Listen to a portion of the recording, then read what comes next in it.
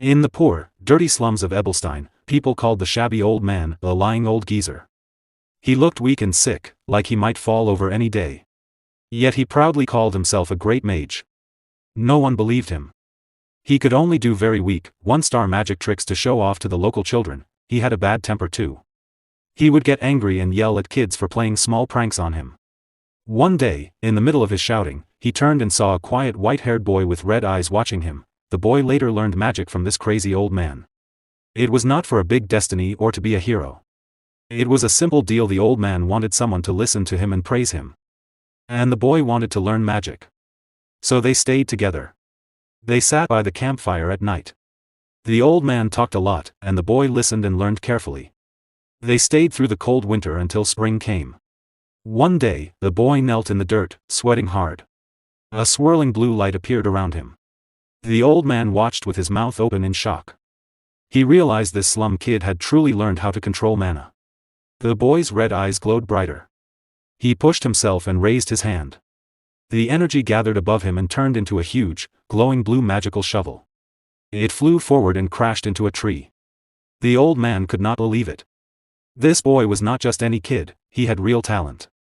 For the next year, the boy worked as the old man's helper. In return, he became an official one-star mage. One dark, rainy night, the old man was very drunk. Between hiccups, he complained about how unfair the world was. He said noble children beyond the northern wall already reached 3-star magic before they became teenagers. For a poor kid like this boy, he said, reaching that level would take a whole lifetime of hard work, and even then, he might fail. The old man was sure magic came only from noble blood. He told the boy not to dream too big, because he would hit a wall and give up. He was just angry about his own failures. The old man passed out. The boy stared into the fire all night. The next day, the boy came back in heavy rain and found the old man lying face down in the mud, dead. His body was covered in bruises, like someone had beaten him badly. At first, the boy thought the old man got into a fight because of his bad temper.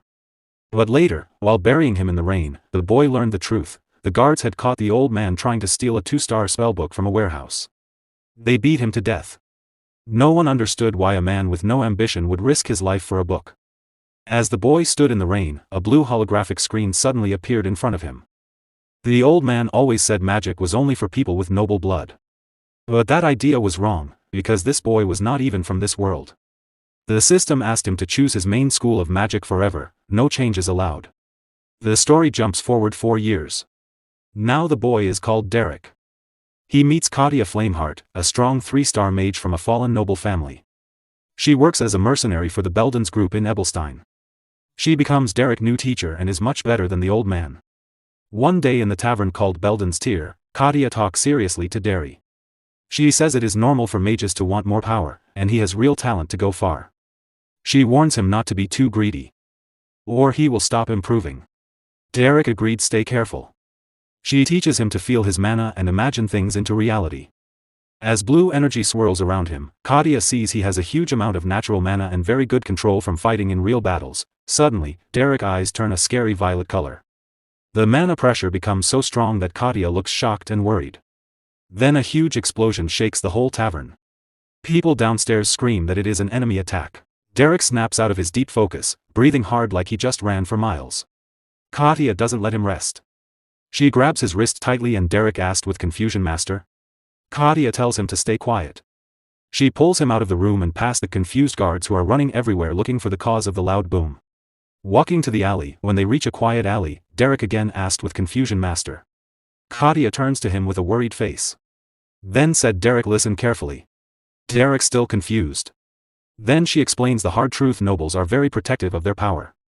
To them, strong magic is not just a skill, it's a special right they keep only for themselves to stay above everyone else. She says that being born with great power is seen as a gift, but only if you have a noble family name. For a common person, reaching 3-star mage level usually takes a whole lifetime of very hard work. But Derrick is doing it much faster. He's still too young to even have a beard. The big explosion was not a real bomb. It was a 2-star illusion spell called auditory hallucination, a spell that makes people hear loud noises that aren't real. At just 14 years old, Derrick breaks through the wall the old man always talked about. He officially becomes a 2-star mage. The system confirms the change right away and permanently unlocks the new spell for him. For the next year, Katya stays and teaches him many fighting spells. She also shows him how nobles talk and behave. Then she gets big news: she is offered a job as a private magic tutor for House Elvester. This is not a small noble family, even the Grand Duke in the capital has to be careful around them. It is an offer she cannot say no to. It's like winning a golden ticket. Before she leaves, she gives Derrick one last gift, a 2-star spellbook to add to his collection. The system updates his list of spells, things like magic arrow, fireball, and clairvoyance. Derrick closes the book and another year passes. At 16 years old, Derrick has taught himself and mastered 2 more 2-star spells on his own. He has no plans to stop learning. Back at Belden's Tier Tavern, the keeper is shaking with excitement. They got a good job for once, not the usual low-pay work. Derrick asked what kind of request. He tells Derrick it's a direct request from the powerful Grand Duchy of House Duplain. He asks if Derrick understands how huge this chance is. Derrick asks why such a rich and strong family would hire a weak mercenary group like theirs. The keeper calls him silly for doubting it. He says House Duplain has so much money they spend it like water. He grabbed Derrick and said this job could open doors to important people. When Derrick finally calms the keeper down, the job sounds too simple: just kill a few monsters on the edge of their land. The keeper says it's easy money and nobles don't lie. But Derrick doesn't trust it. A Grand Duchy would never hire cheap help for normal work unless something is hidden. He says no and starts to walk out. The keeper begs him to wait. Derrick turned around and said just call someone else. You know I don't take shady jobs. The keeper explains the client asked for a mage specifically, and Derrick is the only mage they know. Derrick still says it's too suspicious and turns to leave again. But the keeper shows him 1 gold coin, the advance payment. Derrick looks at the shiny coin and his doubt disappears. Money talks. He agrees. Derrick meets the clients: a stiff old man with a monocle, a middle-aged woman, and someone hidden under a blue hood. The tavern keeper pushes Derrick forward proudly. But the old man says absolutely not. He is angry. He says they can't give an important job to a kid who hasn't even had his coming-of-age ceremony. He turns to leave, ignoring the keeper's pleas that Derrick is skilled. Just as they start walking away, the middle-aged lady whispers to that old man. They both look at nervously with the hooded figure just and whispers something. The old man stops. His face changes. With a sigh, he turns back, looks at Derrick, and agrees to talk. Soon, Derrick is in Duplain territory testing his skills. A goblin charges at him. Derrick hits it with a blue magic bolt and knocks it back. Before it lands, Derrick's eyes flash red. He moves fast, cuts through the goblin's neck with his sword, and flicks the blood away. Another goblin attacks from behind with a loud roar. Derrick doesn't panic. He steps aside smoothly, slices off the goblin's arm, then turns and cuts off its head in one clean swing. He finishes the last goblin with a strong electric shock. The ground is covered in dead goblins. Derrick turns to the clients calmly and says, "Job done." The old man looks surprised. The hooded figure is clearly impressed and says he cleared the whole group very fast. That night at Belden's Tier, a furious blonde woman named Pelline storms up to Derrick's table. She glares at him and says, "So you became a noble's dog, Derrick?" The keeper tries to pull her away and tells her to calm down. She shouts that commoners should never sell themselves to nobles.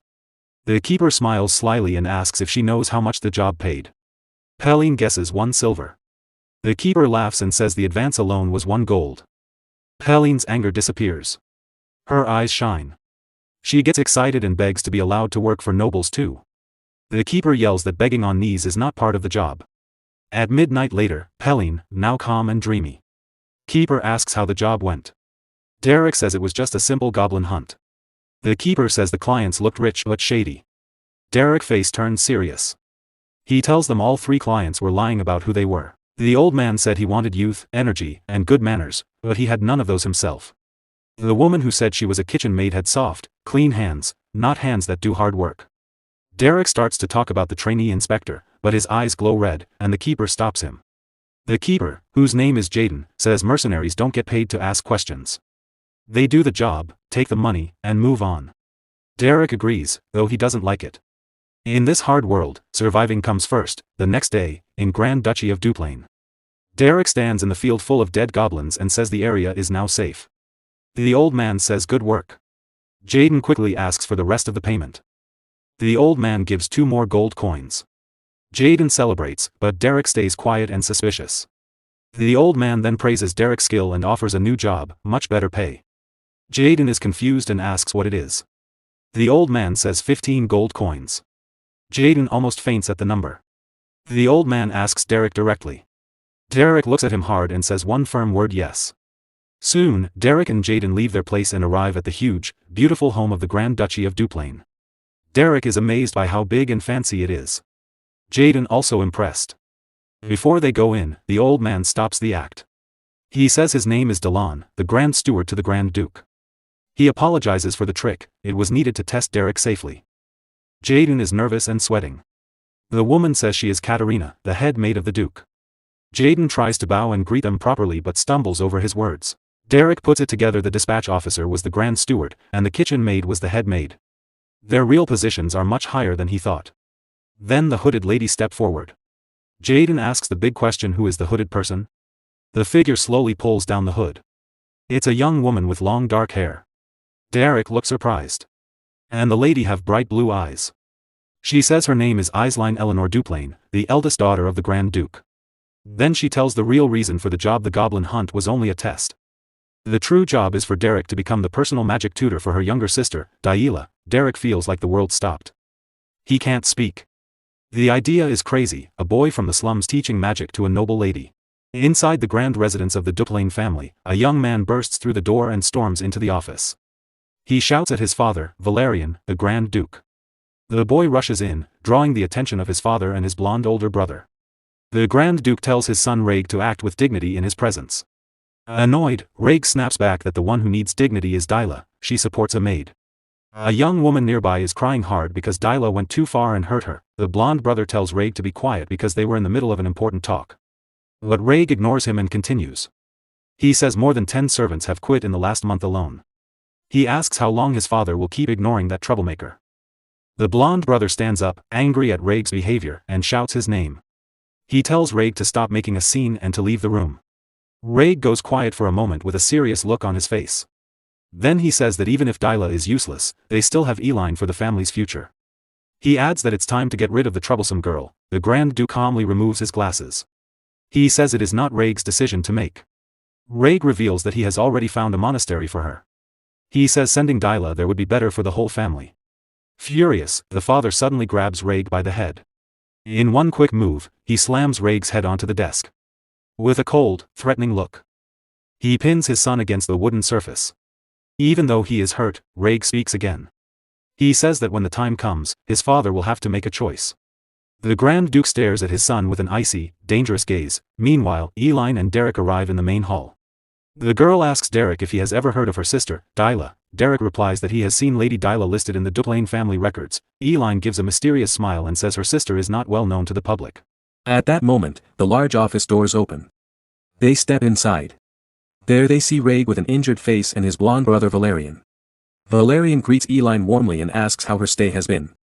Eileen smiles and says she lived very comfortably thanks to his care. Valerian then says Raig is hurt, so they can talk later. Derrick watches everything in silence with his red eyes. He quietly studies the strange family dynamic. Then his eyes turn and notices the maid who came with Raig. She is crying in a corner of the room. Derrick becomes thoughtful. He tries to figure out what is really going on in this family. Back in the office, the Grand Duke says he is glad to finally meet his daughter's choice.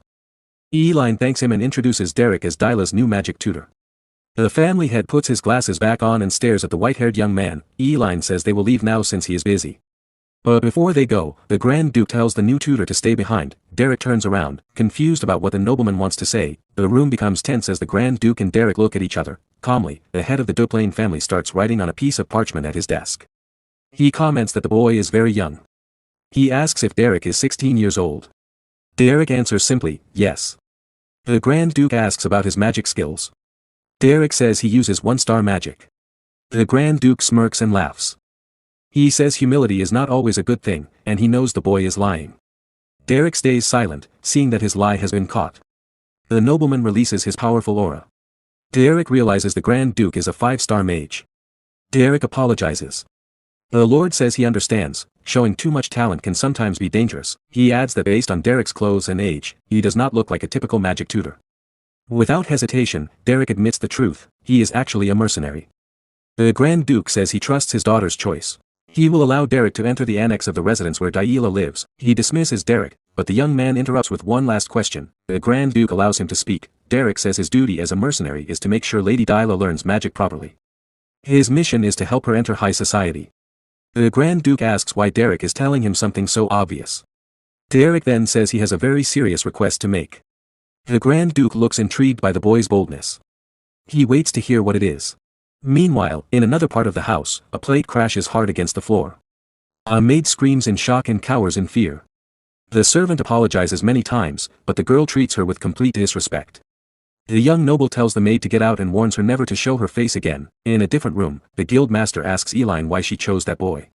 He says many famous tutors would jump at this job, and it would be hard for a commoner to succeed. Eileen explains that she already tried the best-known tutors, but they all gave up. She decided to look for someone who could use magic and was in a desperate situation. That way, the person would try very hard. Even though Derrick is a mercenary, he seems to understand noble manners and culture quite well. The guild master laughs and says Derrick's old master was a fallen noble who used to be very successful. Derrick must have learned a lot from him. Eileen smiles happily and says, I see. I thought he seemed refined and kind, even for a mercenary. I hoped he could gently guide Dyla and help her behave better. The guild master tells her, you need to learn how to read people better. Eileen looks confused. He explains, Derrick grew up on the streets. He didn't survive by being kind. He survived by being tough. Eileen is surprised by his words and starts to rethink her choice. At that moment, Derrick is walking down a hallway with a butler guiding him. They stop in front of a large wooden door. Derrick raises his hand and knocks twice. He waits for an answer. No one replies. After a short silence, Derrick decides to open the door himself. Inside the room, he greets the person sitting there. He introduces himself as Derrick to the brown-haired girl at the table. The blonde girl, who is Dyla, tells him to come closer. Derrick obeys and walks toward her. Dyla gives a sneaky smile, like she has a plan. Suddenly, she throws something at his face. Derrick can't dodge in time. Dirty, smelly water soaks him completely. Dyla starts laughing loudly. She says she thought a sewer rat had come in. On second look, she says he really does look like one. She grabs a nearby chair to stand on a small table so she can be taller than him. Then she dumps a whole bucket of dirty water over his head. Derrick stands still and silent as the water drips down his face. Dyla complains that she's out of water now and wishes she could humiliate him more. Derrick slowly lifts his head and stares at her with a cold, scary look. Dyla freezes for a moment, shocked by his expression. Annoyed, she kicks him. Derrick kneels in front of her. Dyla gets angry that his dirty shoe touched her foot. She steps on his hand with her shoe and insults him more. She covers her nose and says he stinks from the dirty water. Even after all the humiliation, Derrick keeps staring at her without showing any emotion. Dyla throws her shoe at him, then leans on the table to continue. She calls him a sewer rat again and tells him to know his place. She shows her foot and keeps mocking him. The scene changes back to the earlier conversation in the Grand Duke's office. The head of the Duplain family is looking out the window, thinking deeply. With a serious face, he listens to Derrick's words. Derrick says Dyla's problem is not simple. With his red eyes serious, he makes a bold request. He asks how much authority the Grand Duke will give him to handle her. The Grand Duke stares at the white-haired young man, carefully considering his request. Back in the present, Dyla's face turns red with shock. Derrick has lost his patience. He gives the spoiled noble girl a firm slap. He looks down at her with a cold expression and no regret. Dyla puts a hand to her cheek, unable to believe what just happened. Derrick's red eyes glow as he tells her in a firm voice, "Get up." At that moment, Derrick remembers a conversation from 3 years ago with his master, Katia. Back then, he had asked her what to do with a very stubborn student. Katia answered that she would try to understand the student and treat them kindly. But Derrick thought that sounded too perfect and idealistic. He asked what to do in the worst cases. When nothing works, Katia looked serious and explained if talking fails completely, you need a different approach. She said sometimes you have to use fear to make the student listen. Back in the present, Dyla is still on the floor, shaking with fear after what Derrick did. He looks at her and says calmly, treat other people with respect. Now get up. The spoiled noble girl pushes herself off the floor and stands. She is full of anger. Suddenly, she rushes at Derrick, trying to attack him. She shouts, a commoner like you has no right to touch a noble lady. Derrick loses his patience. He gives her one quick tap to make her stop. Then he says in a firm voice, I won't say it twice. Dyla looks confused and scared, but she doesn't understand. She starts yelling for the butler and accuses Derrick of hurting a noble woman. The head butler and the maids come running. They ask if she is okay. The old butler scolds Derrick and warns him, the Grand Duke will hear about this. Derrick stays calm. He takes out a parchment from his pocket and shows it to them. He explains that the Grand Duke gave him full authority over Daila's education. The butler takes the document and looks shocked when he sees the family's official seal on the paper. The young noblewoman, Daila, is also surprised and confused about what is happening. That night, the Duplain mansion seems calm on the outside, but trouble is not over yet. Daila's blonde brother, Valerian, runs through the halls. Reg, the dark-haired brother, follows him and tries to calm him down. Valerian bursts into a room, yelling and calling for the mercenary he hired. Inside, the white-haired young man, Derrick, is calmly reading a book while sitting in bed. Valerian shouts, "How dare you lay a hand on Daila?" He grabs Derrick by the shoulder and tries to shake him, but Reg holds him back with force. Calmly, Derrick replies, "The Grand Duke himself gave me permission." Reg tells his brother, "Father allowed it." Derrick is a guest of the Islines. Valerian calms down a little. Then he says to Derrick, "Come with me," and tells Reg to stay out of it. Reg speaks to Derrick quietly, "Daila needed this lesson." Valerian won't go too far. Derrick looks at the two brothers with a serious face. Reg wonders why his blonde brother protects that hopeless girl so much. In a dark room, a few old dolls sit on the floor near the door. Valerian invites Derrick to enter his sister Daila's old room. He explains, this was her room in the main house. No one has touched it since she left. Derrick looks around and sees an unfinished painting on an easel. Valerian says his sister loved to draw. She looked cute when she showed her work, but she never finished any drawing, she always left a blank space. Valerian apologizes for getting angry earlier. Derrick tells him not to worry. Derrick asks, "Why did you bring me to this room full of paintings?" Valerian explains that he wanted to show Derrick that Daila does not deserve to be looked down on. She became obsessed with her noble bloodline, and that is why she was sent to the annex. Now Valerian wants to stop the family from sending her to a monastery. He picks up some books. The older brother begs Derrick, "Please save my sister." Derrick notices something in the books and says, "Wait a moment." He looks at the notes written in the margins and says, "Based on these notes, she has not completely given up on magic." He asks, "Are these books from the School of Regulations?" Valerian confirms they are. Derrick becomes thoughtful. He seems to have a new plan. He looks at one of the landscape paintings in the room. Then he picks up one of the theory books and makes a decision. He says, "I will try my new plan." He hands the book to Valerian. That same night, the annex of the Grand Mansion is completely silent and dark. In her room, Daila is sleeping peacefully in her bed. Suddenly, a bucket of very cold water is thrown on her. She wakes up screaming, with ice-cold water all over her face. Derrick looks at her with cold eyes and asks, "Were you serious about sleeping?" Confused and angry, Daila shouts, "Have you gone completely crazy?" Derrick grabs her arm and says, "We need to go somewhere important." He drags her down the hall. She yells for the servants to stop him under the bright moonlight. Derrick pulls her out of the mansion by force. He drags her along a dirt path, away from the Duplain family home. They reach a quiet, hidden spot. Derrick throws her onto the dirt ground. Daila yells angrily, "Who do you think you are to teach me?" Derrick asks, "Do you want to hear something interesting?" She looks confused. With a smile, he says, "I'm not going to teach you magic. I just enjoy roughing up nobles." Shocked, Daila asks, "What did you just say?" He continues, "Being a tutor is only an excuse for my wicked plans. It's an excuse to deal with nobles like you." He smirks, draws his sword, and says, "The screams of nobles are quite beautiful." Terrified, Daila asks, "Do you think you'll get away with this?" He smiles and says, "Yes. You're going to a monastery anyway. No one would believe you." He adds, "In the worst case, I can just atone with my life. A commoner like me is worthless. Or I can run away. I would be doing your family a favor by getting rid of you." Completely terrified, Daila thinks she is finished if this man catches her. She starts running desperately to escape. She thinks, "I need to lose him in the forest. He will catch me easily in the open field." Daila knows the forest well and plans to get back home through it. But she trips and falls. Suddenly, something catches her eye. A huge fireball lights up the dark night sky. Derrick launches the powerful spell toward the forest. Daila turns around and sees it is a fireball spell. Derrick holds the sphere of fire with a serious, determined look. With a mischievous smile, he shows he is not playing. The powerful fire magic flies quickly toward the frightened girl. The flames reflect in her eyes as the attack gets closer. With a scream of terror, Daila is thrown back by the force of the explosion.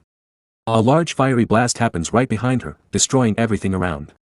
She falls to the ground in total panic. The young noble can hardly believe what she just saw. With a frightening smile, the mercenary says, "I missed on purpose." The full moon lit up the night as the chase continued through the dark forest. Daila, the young noblewoman, ran desperately to save her own life. Her face showed both fear and a strong will to escape. But in a moment of distraction, she tripped over a tree root. The blonde girl fell hard onto the dirt ground and could not protect herself. Exhausted and lying there, she could barely stand. She stared at what was coming toward her. Suddenly, a bright blue energy arrow shot out at high speed. Derrick, the magic tutor, focused and prepared his next attack without any hesitation. The energy arrow flew right past Delilah as she lay on the ground. She was in shock and could not move after the magic passed so close to her. Derrick praised her movements. He said it was hard to believe she had stayed hidden in the annex for so long. Out of breath, Delilah just stared at him in silence, completely confused. Then she stood up and ran back into the forest. Derrick watched her go with a slight smile. He seemed to have everything under control. Delilah wondered how long she could keep running and whether she would ever escape. Suddenly, she stopped. She had a big realization. Meanwhile, Derrick used his magic on a puddle of water on the path. He looked at the trail in the dark forest that Delilah was following. He realized this was the same forest she had painted. This was where she used to play as a child. He understood that she felt the energy of nature and put it into her paintings. His red eyes glowed. He now knew exactly what was happening. Delilah grew tired of running. She quickly picked up a stone and threw it at Derrick's head to attack him. But Derrick calmly drew his sword and defended himself. With one quick motion, he cut the stone in half easily. Delilah was shocked and terrified by his skill. Derrick praised her for trying to fight back. He said it was not an easy choice to make. Exhausted, Delilah fell to the ground again. She gasped for air with no strength left to fight or run. With a cold look, Derrick said she had no more energy to escape. He pointed his sword at her and asked if she had any last words. But Delilah smiled. She did not seem afraid of his threat. She challenged him and said she would never lower herself like a commoner would. Derrick asked why she was so obsessed with her noble bloodline. Delilah lowered her head in silence for a moment.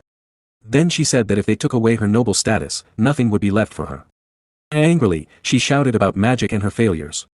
With tears in her eyes, she screamed that he did not know how hard she had tried or how many times she had failed. Derrick watched her outburst in silence. She continued, she had failed at magic, at painting, and at everything she tried. Desperate, she asked what else was left for her except her noble title. She fell to her knees and wondered who she was without her social status. Derrick listened quietly and thought about her words, then he summoned a blue energy sword and prepared for the next part of his plan. With tears in her eyes, Delilah seemed to accept what she thought was her end. Derrick raised his blade and said he had heard everything she wanted to say. Terrified, with a red face, Delilah said goodbye and waited for the end. With a quick swing, Derrick moved his energy sword. Delilah closed her eyes tightly, waiting for the final blow. But the blade stopped. Massive ice crystals formed all around her. A thick ice barrier appeared and covered her without hurting her at all. Delilah opened her eyes. She saw the ice crystals everywhere. She looked at her hands and wondered if this was her own magic. Derrick put away his energy sword. His plan was complete. He apologized for being so rude earlier. He praised her hard work. Delilah stayed in shock. She did not understand what had just happened. Derrick explained that it was a natural manifestation of her mana. He told her she did very well. Delilah could not hold back anymore. She began to cry uncontrollably. She screamed and cried, letting out all the frustration she had kept inside for so long. Derrick watched quietly from a distance as she released everything. The full moon shone down and ended that intense night lesson. Derrick told her she belonged to the wild magic school. Delilah looked confused while she bandaged her leg. He explained that different schools of magic have very different ways of learning. Trying to learn the wrong type of magic is like forcing your body into clothes that do not fit. Delilah asked how he discovered she had such a rare magical lineage. Derrick said he saw it in her paintings. The brush strokes were special. She felt the energy of nature and put it onto the canvas. He explained that mages of this type feel natural mana from childhood. That is why she was always different from others. Delilah was in total shock. Someone had finally recognized her hidden talent. She finished bandaging her leg. Derrick said the job was done. She could now walk with less pain, but he warned her, this was only the first step. Real training would begin tomorrow. Delilah called his name as he started walking away down the dark path. Even though she felt embarrassed, she thanked him for his help. Her view of him had changed. Derrick listened in silence without showing much reaction. They began walking back to the mansion together. The moonlight covered the entire forest. During the walk, he commented on her sunset painting. He said it was a complete work of art. The next morning, sunlight came through the bedroom window and filled the luxurious room. Delilah woke up feeling determined. She sat on the bed, ready to test what she had learned. She stretched out her hand and focused. A small amount of blue energy appeared between her fingers. Her eyes glowed with intensity. She tried to use her power naturally, just as he had taught her. But the magic failed. It turned into smoke. Daila felt irritated with the result. A maid walked peacefully through the luxurious hallway, carrying a bucket of water. Suddenly, Daila opened her door fast. The noise scared the maid. The bucket slipped from her hands, and water splashed everywhere on the carpet. The dirty water hit Daila's dress directly. She froze in surprise. The maid became desperate. She apologized again and again, afraid of punishment. But Daila just stared at her with a cold look. She showed no anger. The maid knelt and begged for forgiveness, fearing she would be hit or shouted at like before. Surprisingly, Daila simply said, "Be more careful next time," and walked away as if nothing happened. The maid was in total shock. She wondered why the spoiled girl did not slap her or yell. Other servants came closer. They were curious about the change in the young mistress's behavior. In another room, Derrick slept peacefully, enjoying a rare moment of rest. Suddenly, loud knocking on the door woke him up. He complained about the noise so early on his day off. He opened the door while rubbing his eye. He wanted to know why there was so much shouting. Daila stood there with the butler. She demanded that magic lessons start right now. The butler was shocked. He had seen Daila manifest her mana alone in her room for the first time. With a determined look, Daila ordered Derrick to teach her quickly. She was very eager to improve. But Derrick simply closed the door in their faces. He told them to come back in the afternoon because he wanted to sleep. The butler began to cry with joy. He was happy to see his young mistress finally taking her studies seriously. Annoyed by the dismissal, Daila started pounding on the door. She shouted for him to open it right now. Even with all the noise outside, Derrick went back to bed and ignored the little brat. Daila kept shouting and knocking, "Open the door, you crazy bastard." The sun rose brightly over the huge mansion of the noble family. The sky was clear and blue. Firm footsteps echoed through the luxurious hallways. Two maids spoke in surprise. "Lady Daila hasn't broken a single plate all day." Rumors quickly spread among the servants. Everyone learned that the girl had finally managed to use her mana. The sound of boots grew louder. Reg, the dark-haired young man, stopped near the maids. He asked, "What were you saying about my sister just now?" Meanwhile, in his office, the Grand Duke, the family patriarch, calmly wrote on a parchment with his quill. He called his children to discuss the news about Daila's magical progress. The Grand Duke said it was excellent news. He looked satisfied with his daughter's improvement. But Reg, with his green eyes, said, "It's still too early to celebrate such a small achievement." Irritated, Valerian, the blonde brother, yelled at Reg. "Can't you give your own sister even one compliment?" The father watched his sons argue. He looked serious and attentive from behind his glasses. He remembered all the trouble Daila had caused in the past. He thought they should not cancel her trip to the monastery yet. The Grand Duke stayed silent and continued his work. He quietly thought about the future of his troubled daughter. Time passed. The sun stayed strong, lighting every corner of the vast medieval kingdom. Inside a room, Daila sat with her back turned. She looked like she was pouting a lot. Derrick, the white-haired mercenary, entered. He asked, "Are you pouting about something?" Daila replied, "I'm not just pouting. I'm really angry about everything that's happening." Derrick scratched his head. Acting like a spoiled child won't help. The girl shouted, "It's not a tantrum. It's pure hatred." Derrick said calmly, "Throwing a fit is useless. Things need to happen in the right order to work." Daila screamed again. "I'm not having a fit. I'm just very irritated with you right now." Derrick stared at her with a serious, cold look. He stayed calm. Then he said, "I'm still calling it a tantrum anyway." He left her speechless with his teasing. He placed his hand on the chair and began an important lesson. "From my own experience, using too much mana at once can exhaust a mage's body completely. Resting is as important as training." Daila looked bored. She found the talk dull. Derrick noticed. He asked, "Do you prefer a less boring way to learn?" He remembered the time he used flames and his sword to scare her and show who was in charge. Daila remembered that terrifying moment too. She broke into a cold sweat and felt a chill. She quickly changed her mind. "No, I don't need anything extreme. Let's stick to the normal method." Derrick continued. "Once you master the flow of energy, learning one-star spells will be very easy. The wild school has no strict rules. It focuses on freedom. It's perfect for people who learn on their own." He added, "This style fits your personality very well." Daila looked curious at the sudden compliment. Derrick explained, "Your free spirit works perfectly with this type of magic. Your noble blood helps a lot too." Daila stayed quiet for a moment. Her cheeks turned red as she thought about his kind words, words no one had ever said to her before. She wondered if she really had special talent for magic. Derrick confirmed, creating an ice wall on your first try proves you have potential. She asked excitedly, am I a true genius? He warned her, there's a big difference between having talent and being a real genius. Their conversation continued. Outside the window, Reg watched and listened in secret. He grumbled irritably when he realized his sister was really improving. He looked very dissatisfied.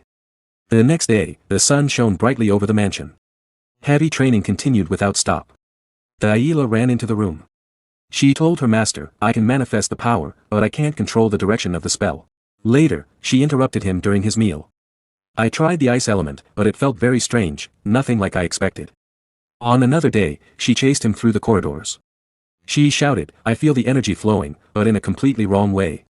At sunset, Daila found Derrick resting under a tree. She asked, what are you doing here alone? Irritated, she complained, you should be near the annex. Do you think my father gave you that book just so you could be lazy? Derrick replied calmly, the Grand Duke lent me the material so I could study in peace. Daila ignored him. I finally made the mana flow work. Come check it quickly. Meanwhile, Valerian, the blonde brother, looked out his office window. He seemed deep in thought about the family's future. The doors opened. Derrick entered after being called urgently by the future head of the house. Valerian greeted him and asked him to sit. We need to have a serious talk about recent events. Sitting face to face, Valerian asked, how is my sister doing? I'm worried about her behavior. Derrick answered honestly, she has improved a lot, but it will still take time to master basic spells. Valerian revealed, our mother will return from her trip soon. The mood in the mansion will change a lot. The matriarch is a difficult person. Many nobles don't like seeing a commoner in such an important role here. Derrick listened carefully. I'll remember that warning. Is there anything else? Valerian stayed quiet for a moment, choosing his words. Then he stood up. My duty as the successor is to protect every family member and always be honest with them. He sighed. But understanding the human heart is very complex. Reality is never as simple as it looks. Derrick asked, what's your point with all this strange talk? Valerian raised his fist, looking emotional as he remembered the past. With sadness, he said, little Daila doesn't want to play with me anymore like she used to.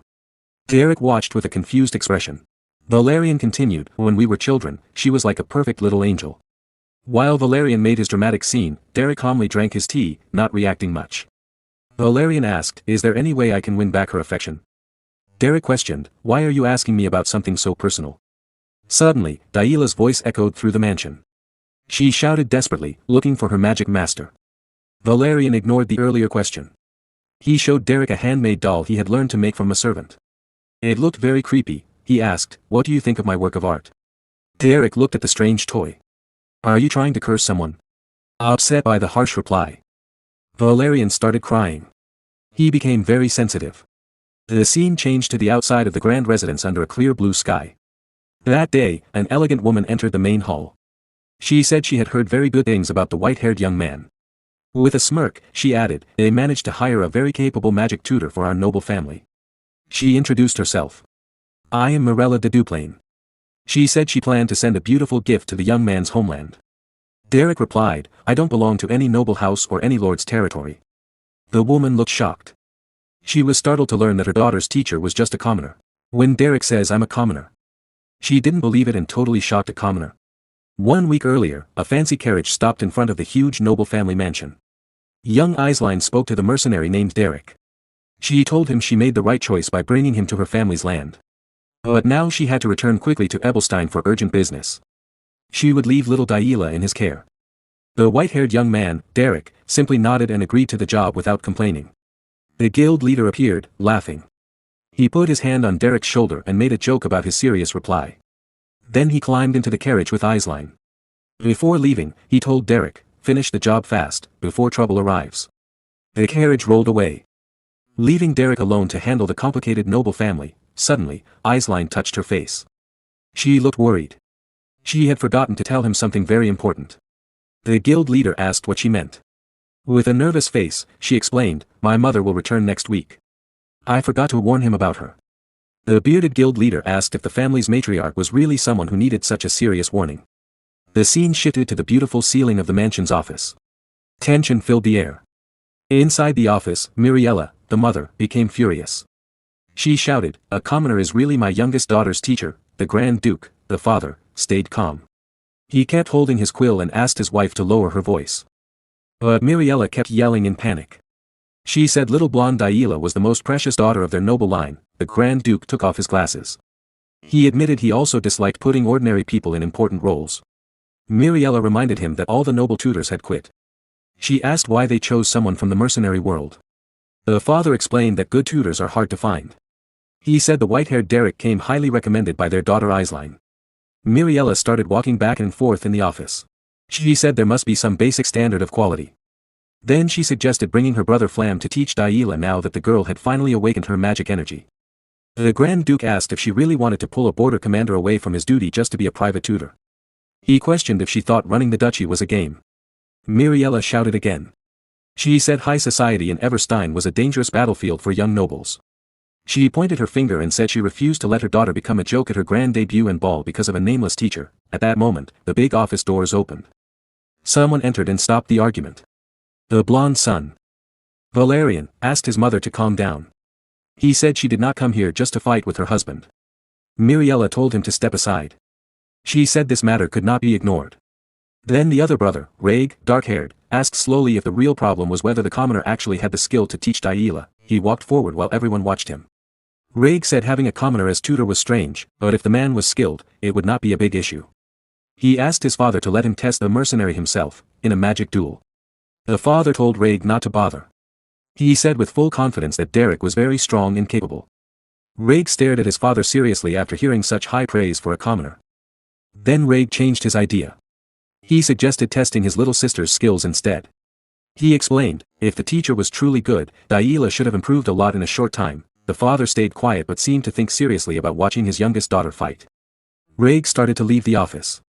His older brother Valerian called after him, asking what he planned to do by challenging an inexperienced child to a magic duel. Reg asked if Valerian really believed the little girl had changed her bad behavior and left her troubled past behind. The older brother said she was still their only sister and family blood should be protected. With an ironic smile, Reg mocked the words, flesh and blood. He showed he no longer cared for her. He shouted that her actions would ruin the noble family's name as soon as she entered high society. Valerian looked worried. He wondered if his brother's hate for Daila had a dark reason. Reg said she was the one who crossed the line first.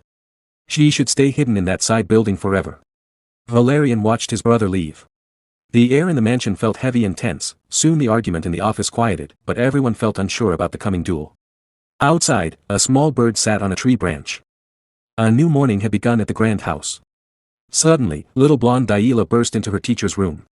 She looked very angry about something she just learned. Derrick kept reading his book calmly. He asked why there was so much noise so early. Daila threw an official scroll onto his book to get his attention.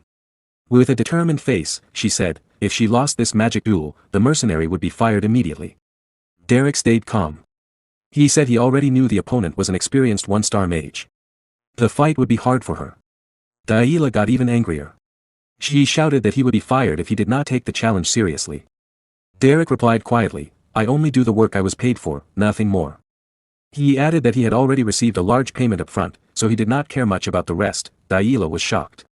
She asked if her teacher was really serious. 1 week later, the Grand Duchy's flag flew high. The day of the duel had arrived, the training courtyard was ready.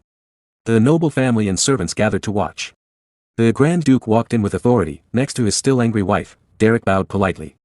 He announced that the Lord and his group had arrived. He stayed calm and professional, even in front of all the powerful nobles. The father watched Derrick and wondered why the young man seemed so confident. Sitting on his throne-like seat, the Lord thought, someone with this much courage should not be dismissed too quickly. Strong footsteps sounded. The opponent arrived with a cold, deadly look. The dark-haired brother Reg walked forward, his cape moving behind him. He was ready for the fight. Reg looked at his sister with a cold stare. He said this was not a simple duel. He planned to completely crush Daila. Then he climbed the steps and promised he would make the little girl regret her whole past. Little noble Daila took her place on the battlefield. The air between the two siblings felt very heavy. She wore her red hood.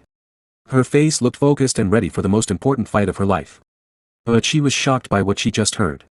She asked her master Derrick, do you really only care about money and nothing else? Derrick explained calmly. He said her mana had already become stable. Soon she would be able to cast strong spells. He told her she had noble blood in her veins. Those words left the young girl completely speechless. He added that the wild school style of magic focused much more on self-study than on getting constant lessons from a teacher. Diella shouted in annoyance. She asked why he was saying such strange things right now, at this exact moment. The young mercenary Derrick just listened quietly. His face stayed calm and peaceful while the little girl let out her frustration. Diella looked down. She admitted she knew she had not been the best student. But now she was being honest and serious. Tears came to her eyes.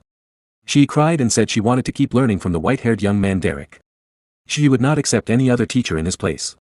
Derrick stayed silent for a short moment. He watched the strong determination and deep sadness in his student's eyes.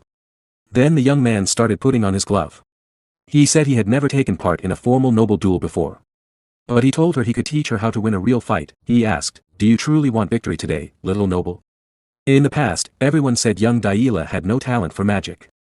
Even famous tutors gave up on her. People spoke cruelly. They said the Duplain family had already lost its greatness. They said the youngest child only knew how to throw tantrums. Some even said it would have been better if she had never been born. But now Diella showed a fierce, burning look in her eyes. She asked her master for help to win. At that moment, the little girl walked toward the battlefield. Her red cape moved gently in the bright morning sun. Derrick watched her closely. He realized she was not there as a sister or as the youngest daughter of a great family. She took her position with a strong spark in her eyes. Now she saw herself only as his disciple, and as a true mage. The battlefield became quiet. Diella stood at the front of the sparring ground. Her body was steady, but she felt tense inside. The butler stepped forward and spoke calmly. "We will use the sparring rules for high-rank mages. The first side to trigger General Pelham's protective magic circle will lose." With those words, the match began. Diella raised her eyes. She looked straight at Reg. For a short moment, everything else seemed to disappear. Reg's face looked calm, but a sharp, dangerous look hid in his eyes. It made Diella's instincts scream with warning. The signal came. Right away, a magic pendant near the platform lit up. A soft, shining light spread out like waves on water. Invisible lines formed in the air, creating General Pelham's protective magic circle. This strong spell was made to stop deadly damage and block fatal spells. From the side, Derrick watched with narrow eyes. So this is how nobles fight, he thought coldly. They use expensive tools just to avoid getting hurt. He glanced at the pendant, then back to the fight. It must be nice to be rich enough to waste money like that. The sparring time was set for 10 minutes. But when Derrick saw Reg's stance, he knew the fight would end much sooner. Reg did not plan to take it slow. Reg raised one hand. Thick purple mana gathered in his palm as he started chanting. The energy twisted hard and became a sharp, unstable ball that crackled with power. The air shook from its force. Diella looked up. Her brows pulled together as the heavy pressure hit her. The strong mana made her chest feel tight. Reg's eyes turned cold. Purple light exploded as the energy took shape. "Sorry," he thought without pity, "but I need you back in the annex." He rushed forward without warning. He shouted her name and swung his arm down. A sharp slash of energy cut through the air and flew straight at her. Diella's eyes flashed. At the last second, she used her ability and moved aside. The attack passed right by her, missing by a tiny bit, then crashed into the ground behind her. Reg clicked his tongue in anger. How dare she dodge? He did not wait. He attacked again, then again. Diella stepped back, keeping distance while watching his every move carefully. She stayed calm and did not panic. From the side, Derrick watched closely. She handles one-star magic without trouble, he thought. But in real combat, she is still new. She forces the spell instead of guiding it. At this rate, she will use up her mana too fast. A strong clash happened. Reg's magic hit Diella's barrier hard. The shield glowed bright and shook from the impact. The force made her arms vibrate. Reg laughed coldly. She is not even using star-rank magic, he said. It is just raw mana. Does she really think she can stop me with that? Purple light grew stronger. 3 balls of energy formed in his hand. Each one pulsed with wild power. His aura pressed down like a storm. If it is just a trick, Reg said coldly, I will break it with pure power. Try blocking this, Diella. Inside her barrier, Diella looked up. The huge mass of energy above her felt like it could swallow her. Her heart beat fast and loud. Suddenly, Derrick's voice came back to her mind. Remember this, Lady Diella, he had said. She could picture him standing tall, eyes sharp. Mercenaries do not fight like nobles. They do not care about fairness or honor. Their only goal is to win. His words had been hard but honest. This is not a clean duel, he continued. Even if you win, people may still criticize you. Daila's breathing slowed. The fear started to fade. A strong determination took its place. Another memory came. Are you really fine with that? Derrick had asked. Of course. Daila had shouted back without thinking. The memory ended. She returned to the fight. Her eyes became sharp as mana flowed through her body. Raig gave her no break. His attacks came fast and without mercy, among mercenaries. Daila thought, there are people who win even when they are weaker. She looked up a little. Those people do not duel, she whispered. They fight. Raig sent another sharp attack. It passed close to her side. The wind from it cut dangerously near. She dodged just in time. By fighting, she thought, they control the battlefield with the ground and timing. She forced herself to stay calm. Instead of running back more, Daila suddenly dropped low and went to the ground. They use every trick to win, she told herself. They never waste a moment when the enemy lowers their guard. Raig's magic hit her barrier again. This time, cracks spread fast across it. The shield shook hard and was about to break. Cold sweat ran down Daila's back. This is bad, she said quietly through tight teeth. Raig's voice cut through. The game is over. He lunged forward. Daila froze as the attack came close. Then, boom. A huge explosion shook the ground. Stones broke apart. Thick dust rose and covered everything. Derrick stood still, staring at the smoke. The maid screamed, Daila. From the stands, Daila's mother jumped up in panic. Daila. She cried. She turned to the butler. Stop the spell now. She is hurt. Her husband's voice stopped her. Sit down. The Duke spoke firmly. His eyes never left the battlefield. It is not over. But you saw it. His wife said. She was hit. No, the Duke said sharply. General Pelham's magic circle did not activate. He breathed out slowly. His eyes narrowed. Then he looked at Derrick. The young man had not even blinked. It was as if he knew this would happen. On the battlefield, Raig stared into the dust. She should have been hit, he muttered. Why did the circle not activate? Where is she? His eyes grew wide. Suddenly, sharp crystals of energy shot up from the ground next to him. Raig jumped away just in time, cursing. His heart raced. He realized, the attack came from below the platform. If she left the platform, that should count as a loss, he thought. Then he paused. He looked at the butler. Does being under the platform not count as leaving it? Raig gritted his teeth. They never expected a trick like this in a noble spar. Another attack came from below. He dodged by a tiny amount. His breathing grew heavy. I cannot even see her, he thought darkly. Landing a hit like this will be hard. All she needs is one good strike. This does not feel like a noble duel at all.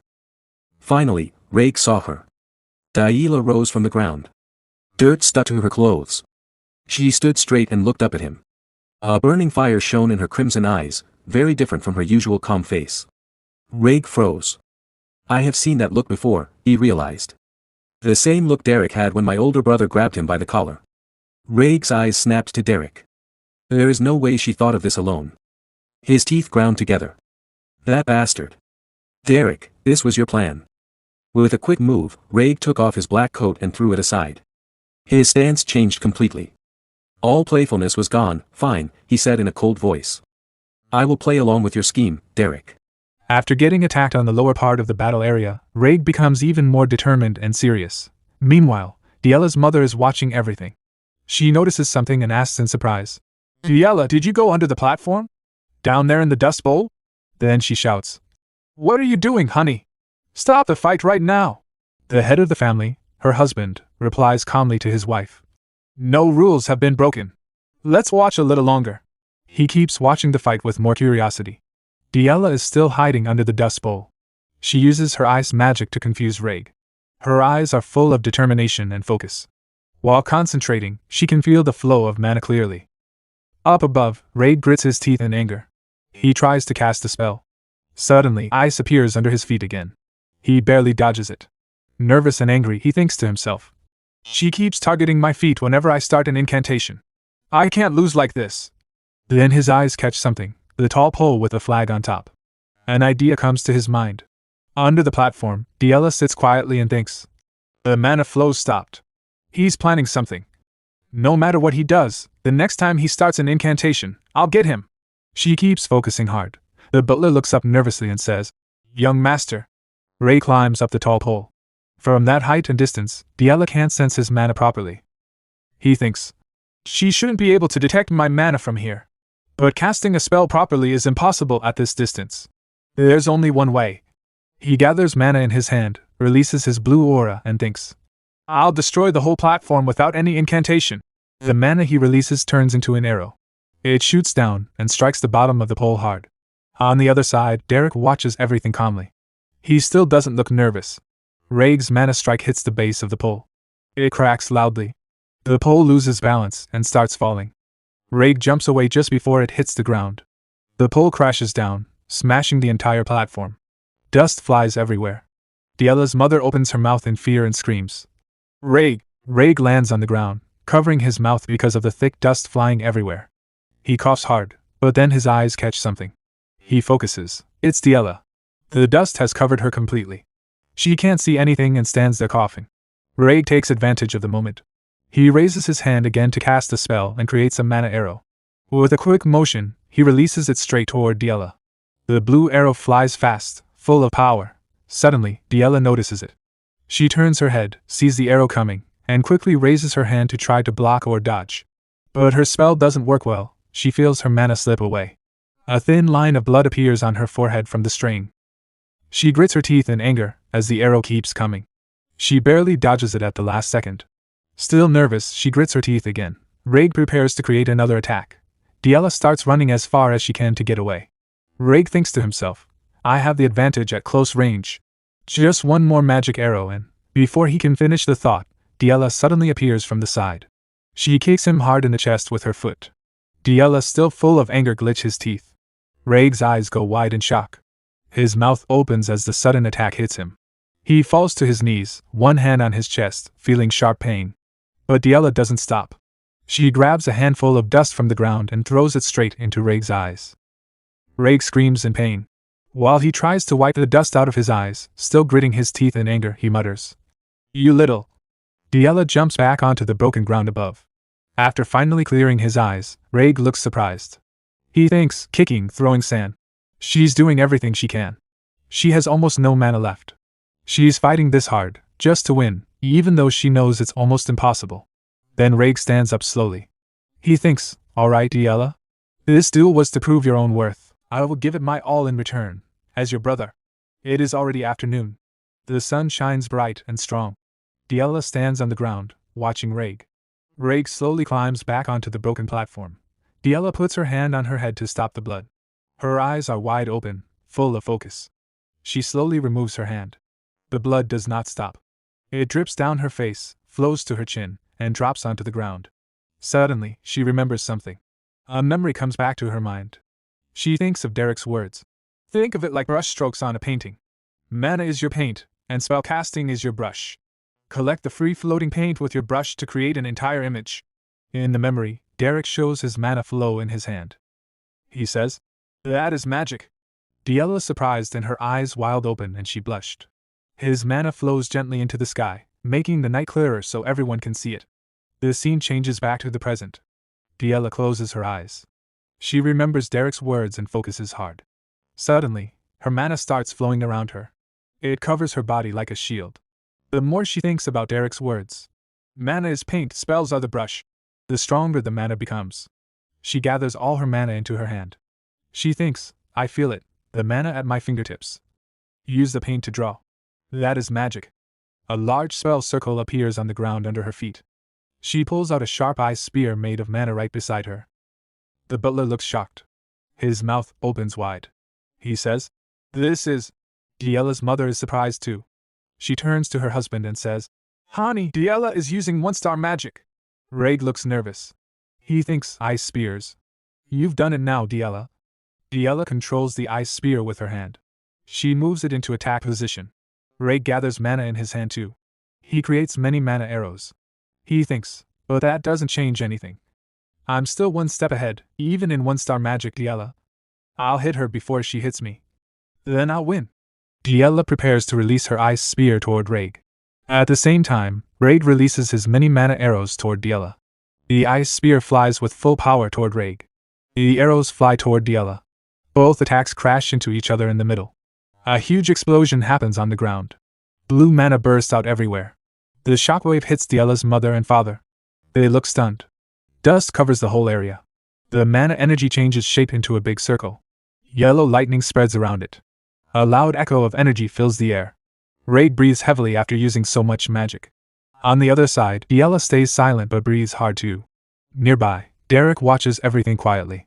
His red eyes stay focused, taking in every detail.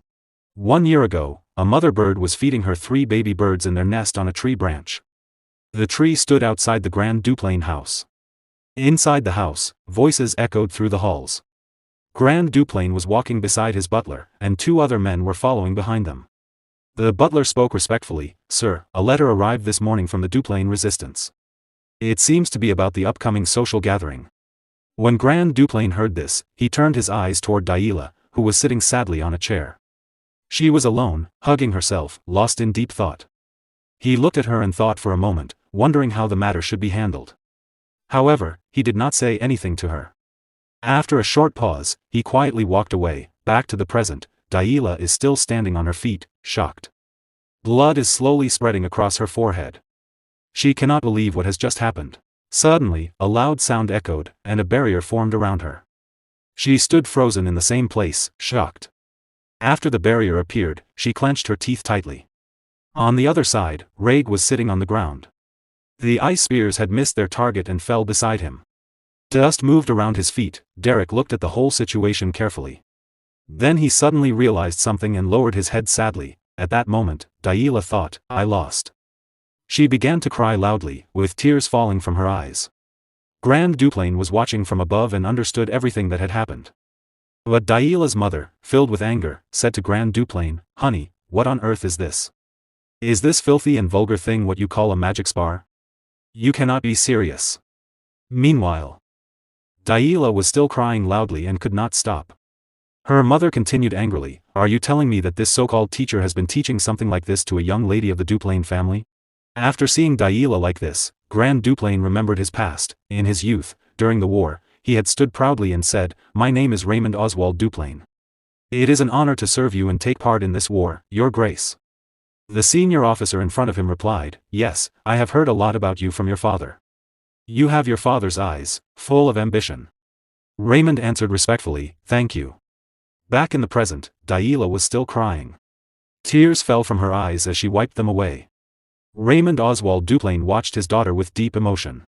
He thought to himself, "The look in your eyes has grown stronger, Diela."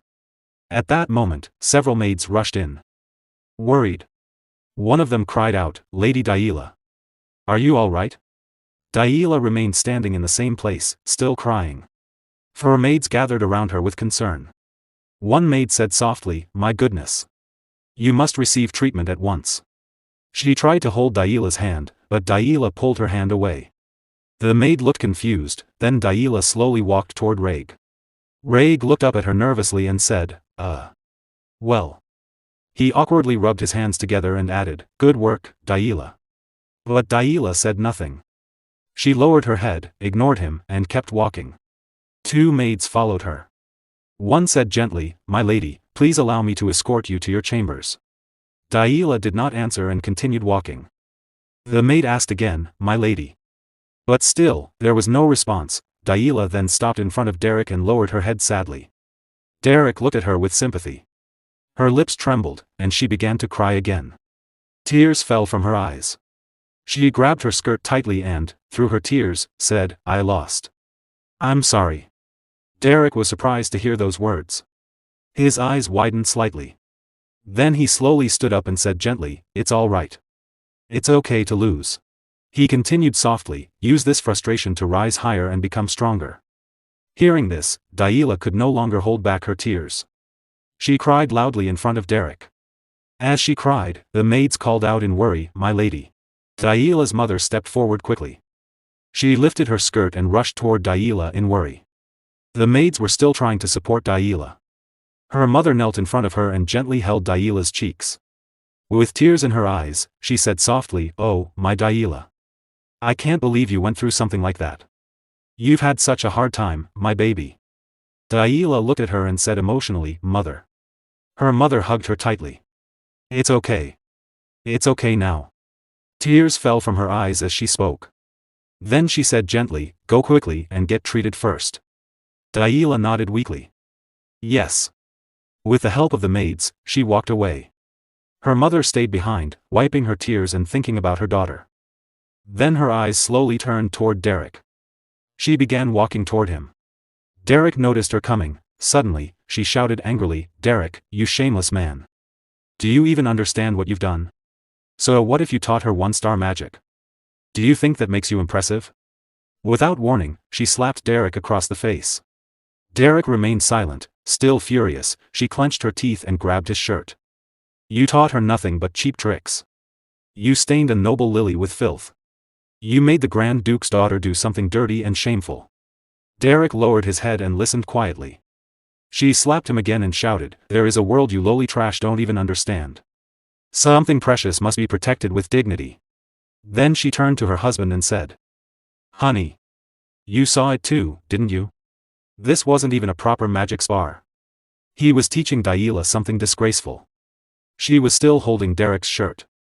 At that moment, Raymond Oswald Duplain walked toward them. Suddenly, a sharp sound echoed. Delilah's mother froze in shock. Her eyes widened.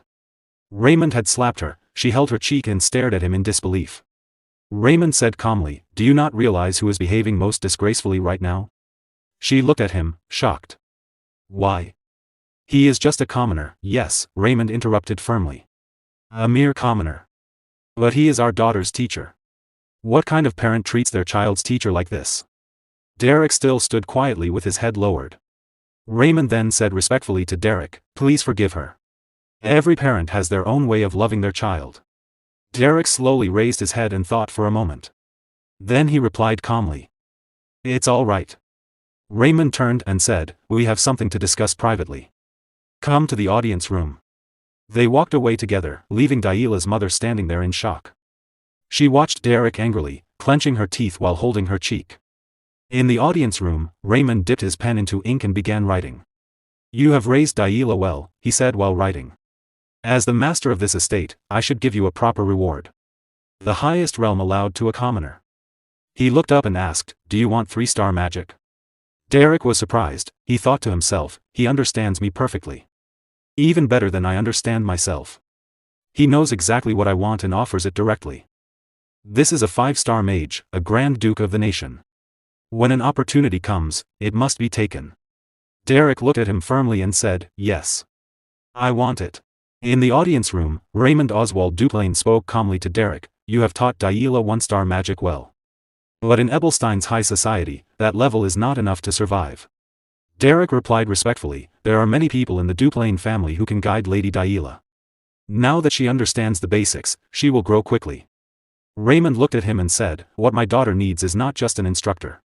She needs a true teacher." He dipped his pen into the ink again, then folded his hands. "And you? As a commoner, you hold an ambition so great that you are not even allowed to dream of it." Derrick thought, "The Grand Duke has not spoken to me much, yet he understands me so well." Raymond continued, "Do you know how insulting that ambition might seem to the proud nobles? I am willing to overlook it only because it is you." Derrick lowered his head. He knows I am not aiming for 3-star magic. I am looking beyond it, toward 4-star and even higher, Derrick thought. That is what makes this man so frightening. While writing, Raymond said, "If you have truly accepted that ambition, you cannot remain in a place like this for long. You are already preparing to leave, aren't you?" "Yes," Derrick replied. "I am." Raymond nodded slightly. "I am not unaware of your ambition. Still, you must teach Delilah a little longer." He paused before saying, "The highest level allowed to a commoner. Do you want 3-star magic?" Derrick was surprised, but he quickly answered, "Yes. I want it." Later, Derrick entered the library.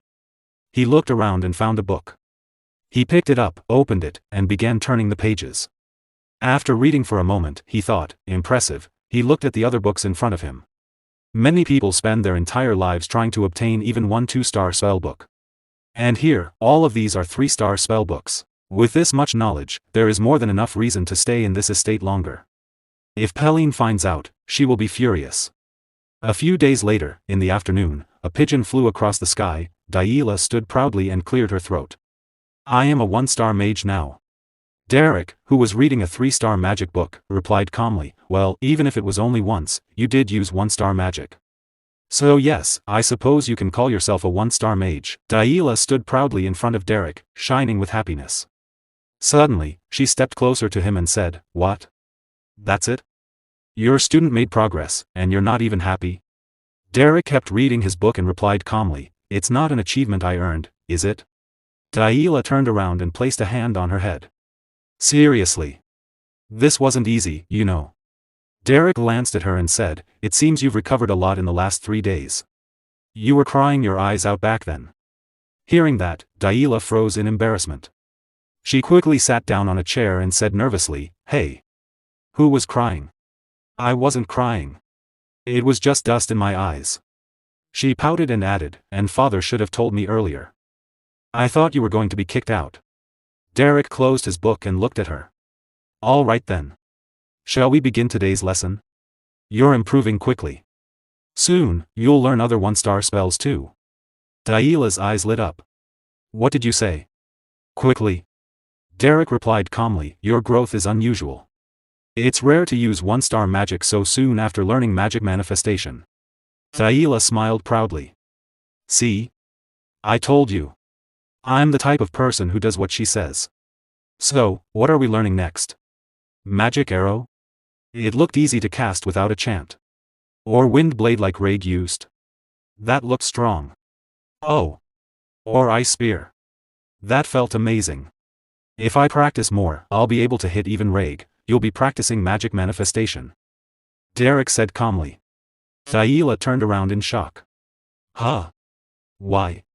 Aren't we learning 1-star spells? There are many reasons, Derrick replied. But in the end, the basics matter most. Simply put, it all comes down to mana. Daila's excitement disappeared. She sighed. Okay. Fine. If you say so, then it is what it is.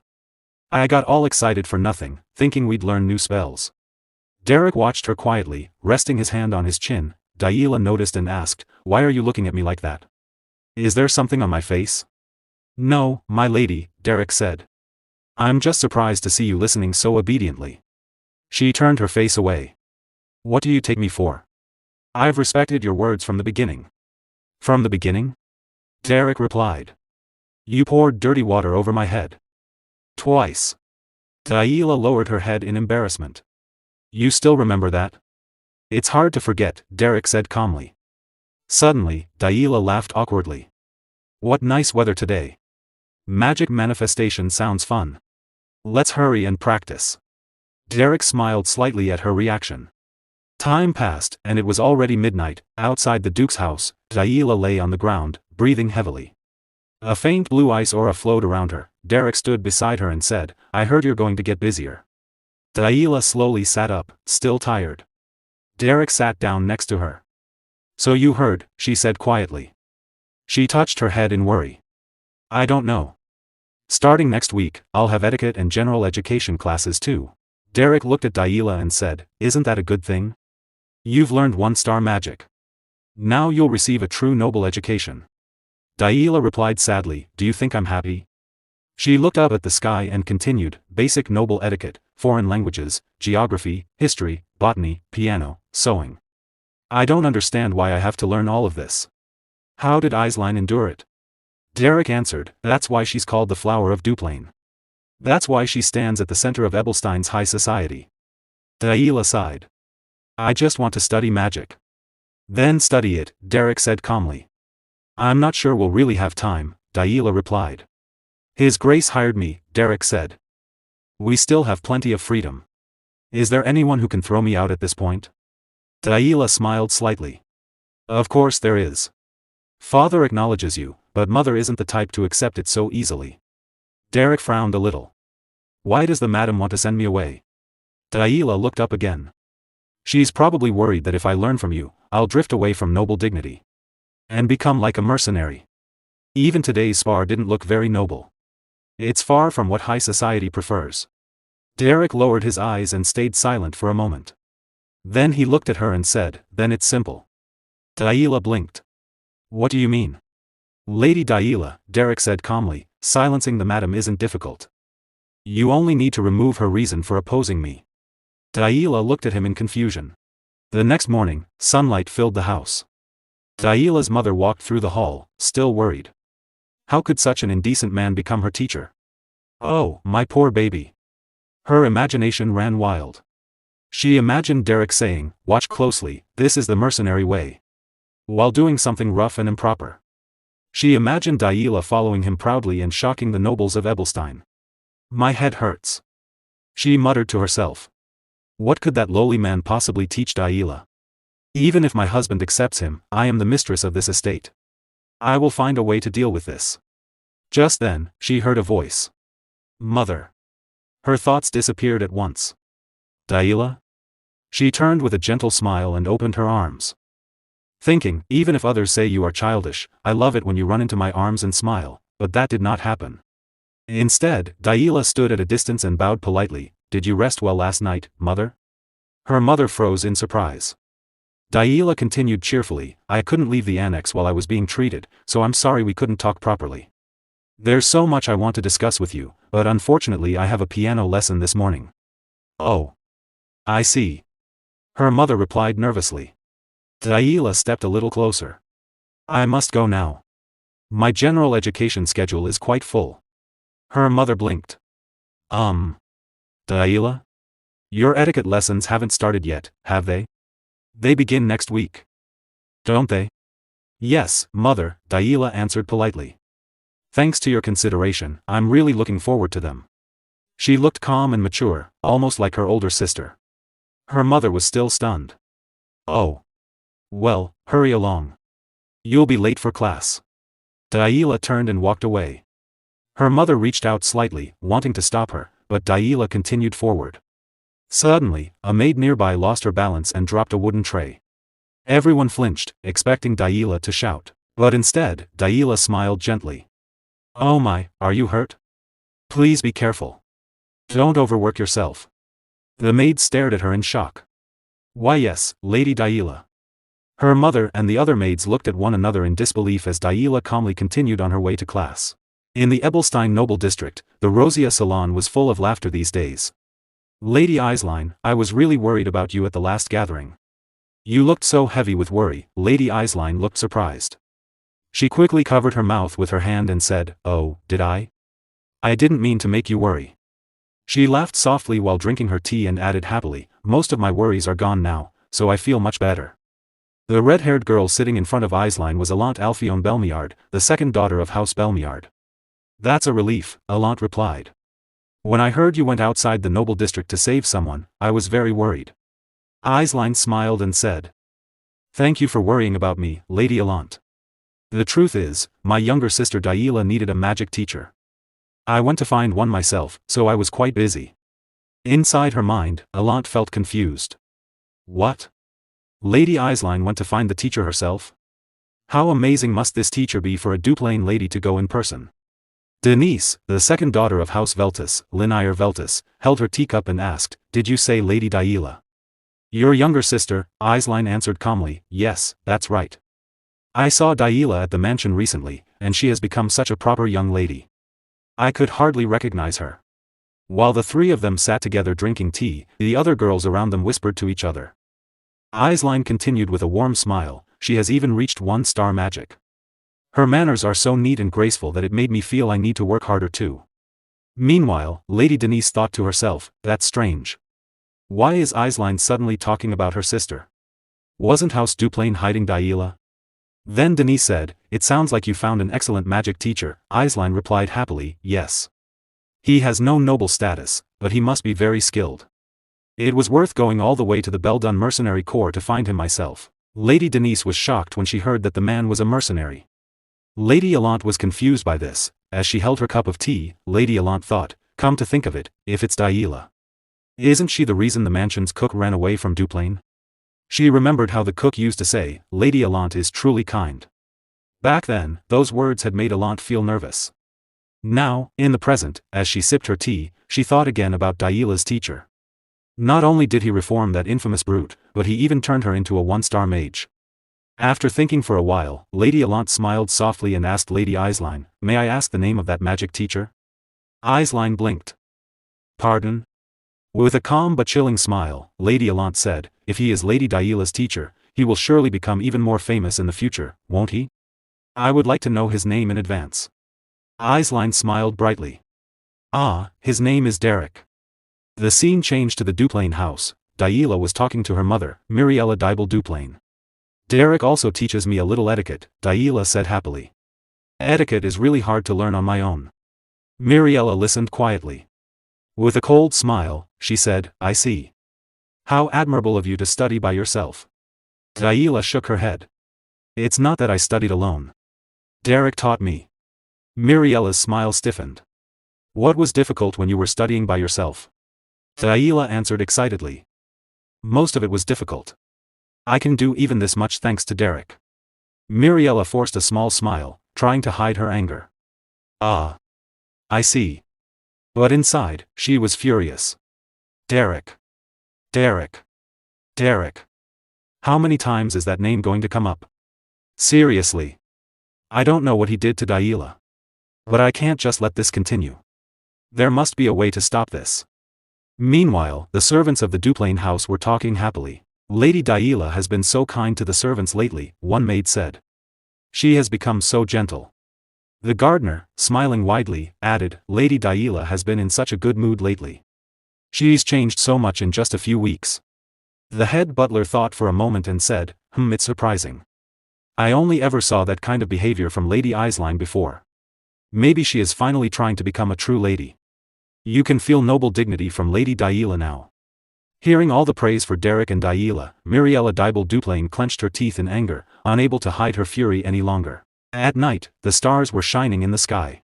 A 3-star spellbook lay on the ground. Derrick was trying to use a 3-star spell. Blue mana gathered in his hand, but sweat covered his face. He gritted his teeth as he tried to pull in more mana. It was too difficult. The mana suddenly disappeared, and Derrick fell back onto the grass, breathing heavily. Sweat dripped down his face. Just then, he felt someone behind him. He turned around. Raig was walking toward him, waving his hand with a small, cold smile. "Oh, sorry. Was I interrupting your training?" Raig asked. Derrick was tired, but he replied calmly, "Not at all." "What brings you here?" A few minutes later, Raig sat beside him. "I wanted to talk about Daila," he said. "All right," Derrick answered. Raig's eyes suddenly noticed the book in Derrick's hand. He looked surprised. "Wait. Isn't that a 3-star spellbook?" "Yes, it is," Derrick replied. "His Grace lent it to me." Raig was shocked. "He lent that to you?" Derrick nodded. "It's too difficult for me right now. But there's no harm in studying ahead." Raig remembered when his father once said, "He's a true mage." "That's impressive," Raig said quietly. Then Derrick asked, "So, what about Lady Daila? Is that why you came?" Raig looked down, a little nervous. "Oh. Right. That. It's a bit complicated. What do teenage girls like these days?" Derrick blinked. Confused, Raig shyly continued, "If I embroidered a doll that looked like her, would she like it?" Derrick immediately answered with a serious face, "Absolutely not." Raig laughed awkwardly. "Ah. Right. I thought so.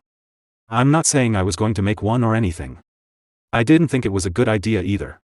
He stood up and rubbed the back of his head. "Should we head inside? If you're done training."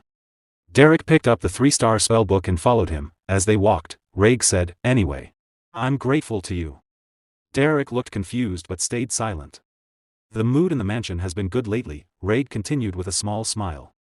"Even Valerian has been focusing on managing the territory. Father doesn't show it, but he looks satisfied." "Is that so?" Derrick said. "It's hard to read his Grace's feelings." Raig smiled. "Everyone in this mansion would agree with that." Suddenly, Raig stopped walking. He looked up at the night sky. "I guess I should accept what I need to accept," he said quietly. "People can change. Especially kids at that age. I don't know if I just didn't notice it before. Or if I was avoiding it. But since Daila has changed, I think I should change too." He turned to Derrick. "This is thanks to you." "Thank you, Derrick." Derrick didn't know what to say. They started walking again.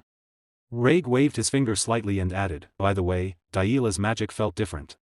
Did you notice? Derrick asked from behind him. Yeah, Raig said. It was like she was drawing a picture. Derrick thought, a genius really is a genius. He truly is a duplane. It shouldn't have been easy to notice that difference. Yes, Derrick explained calmly. Lady Daila uses the mana control style of the School of the Wild.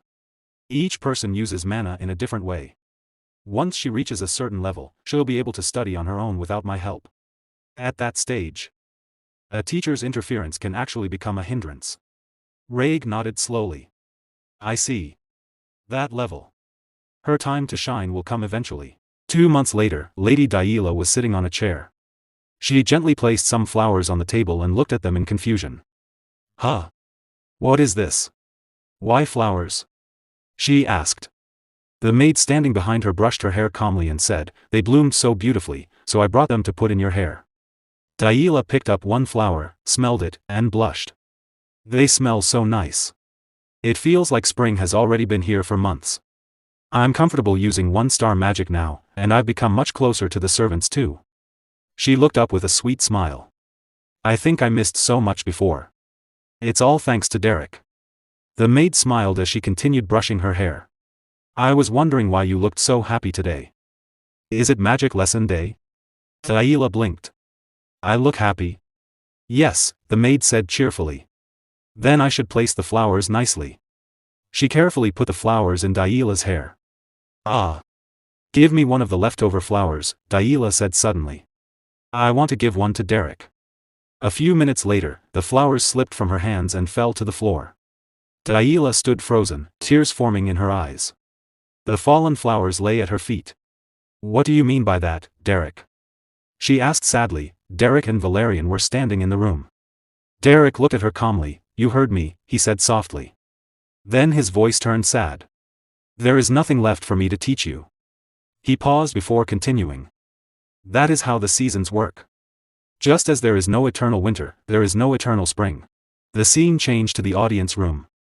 Derrick was sitting on a sofa. He spoke calmly, Your Grace has likely noticed as well, but Lady Daila belongs to the School of the Wild. Among them, her talent is especially strong. He lowered his eyes and said sadly, if I stay involved with her any longer, I might only end up breaking her wings. Raymond Oswald Duplain replied, I understand. Then there is no reason for you to remain in this mansion. Yes, that is correct, Derrick answered. Raymond was silent for a few minutes. Then he stood up and walked to the window. Looking outside, he spoke in a quiet voice. Thanks to you, many things have changed. Because of you, my daughter was able to grow. I was too busy managing the territory and failed to be a good father. But now, I feel relieved. He turned slightly. When will you leave? Derrick replied, I heard that Lady Eislein will visit the mansion soon and then return to Ebelstein. I plan to ride in her carriage at that time. I see. Raymond said. You will return the library key now. Derrick nodded. Yes. I will return the spellbooks I am reading and pass the key through the head butler. There is no need for that, Raymond said coldly. Return the key now. Derrick said nothing. He looked at his 3-star spellbooks for a moment. If there is nothing else, you may go, Raymond added. Derrick stayed silent.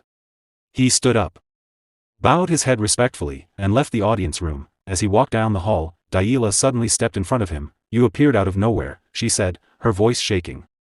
And now you're leaving out of nowhere. Derrick looked at her and bowed slightly.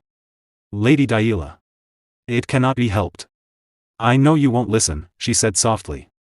But I'll say it anyway. She paused, then asked nervously, can't you stay? Derrick didn't answer at first. He stepped closer to her and bent down slightly so they were at eye level. He gave her a gentle smile. As I always planned, I will return to being a mercenary. I will continue studying magic as well. And when you build more skill, you will go to Ebelstein for your debut. We can meet again then. Daila lowered her head sadly. If my level rises more by that time, Derrick continued, I will be able to teach you something new. You're annoying, Daila said quietly. You always say the right things, so I have nothing to argue with. That night, clouds covered the moon. Inside her room, Daila was sleeping, sweat on her forehead. In her dream, she heard many harsh voices. Daila. You are a useless child. An incompetent child. What do you have besides your bloodline? You don't have any talent. You are the shame of Duplain. In her dream, she was a small child again, holding a toy, tears running down her face. Suddenly, her eyes flew open. No! She shouted, waking up.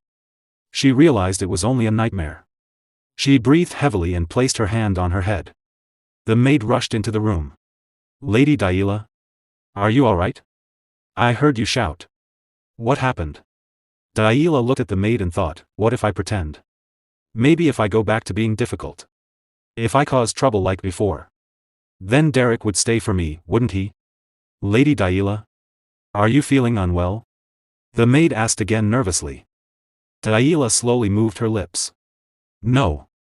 The maid looked surprised. I won't do something like that anymore, Daila thought. She looked at the maid and smiled gently. I'm fine. Don't worry. That wouldn't make me valuable anyway, she told herself. The next morning, sunlight filled the mansion. Lady Isline was sitting inside her carriage. She looked at Derrick and said, if I drop you off at the commercial district, that should be fine, right? Derrick held her bag and nodded. Yes, I would appreciate that. Isline smiled. Go and say your goodbyes. We will depart soon.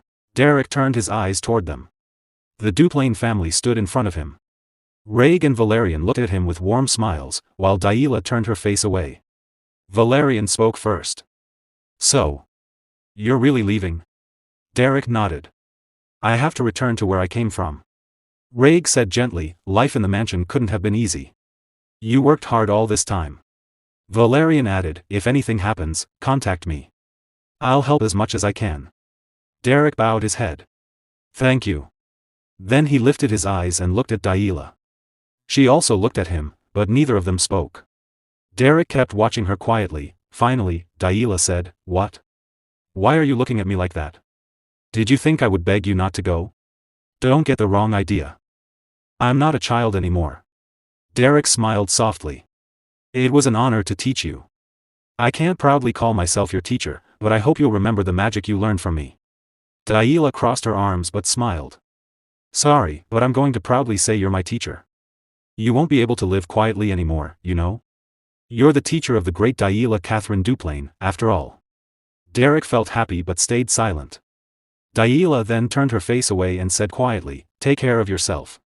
Don't do anything reckless and get hurt. I'll be fine, Derrick replied.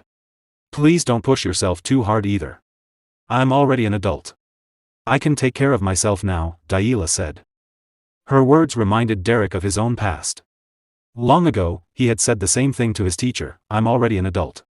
I can take care of myself. Back then, his teacher had hugged him and said, Derrick, take my words to heart. Back in the present, Derrick stayed silent for a moment. Then he looked at Daila and said gently, Lady Daila. He placed his hand on her head, you don't need to grow up so quickly. Daila's eyes widened. Suddenly, tears filled them. Derrick turned and walked toward the carriage. Daila wiped her tears and called out, Derrick. He looked back, with tears still in her eyes but a bright smile on her face. She waved and shouted, see you again. Derrick bowed respectfully. Let's meet again in Ebelstein, Lady Daila. More tears fell from her eyes. Okay. Then the carriage left the mansion. Scene changes. Ebelstein Commercial District. In the busy streets of Ebelstein, a door slowly opened inside the guild building. A girl was beating a boy, punching him in the face while others cheered. That's right. Hit him harder. Someone shouted. At that moment, Derrick appeared behind them. The girl kept hitting the boy, blood on his mouth. Then she noticed Derrick. Her face lit up with joy. Derrick. Derrick smiled at her. I'm back home. At the tavern Belden's Tier, Derrick sat at a wooden table.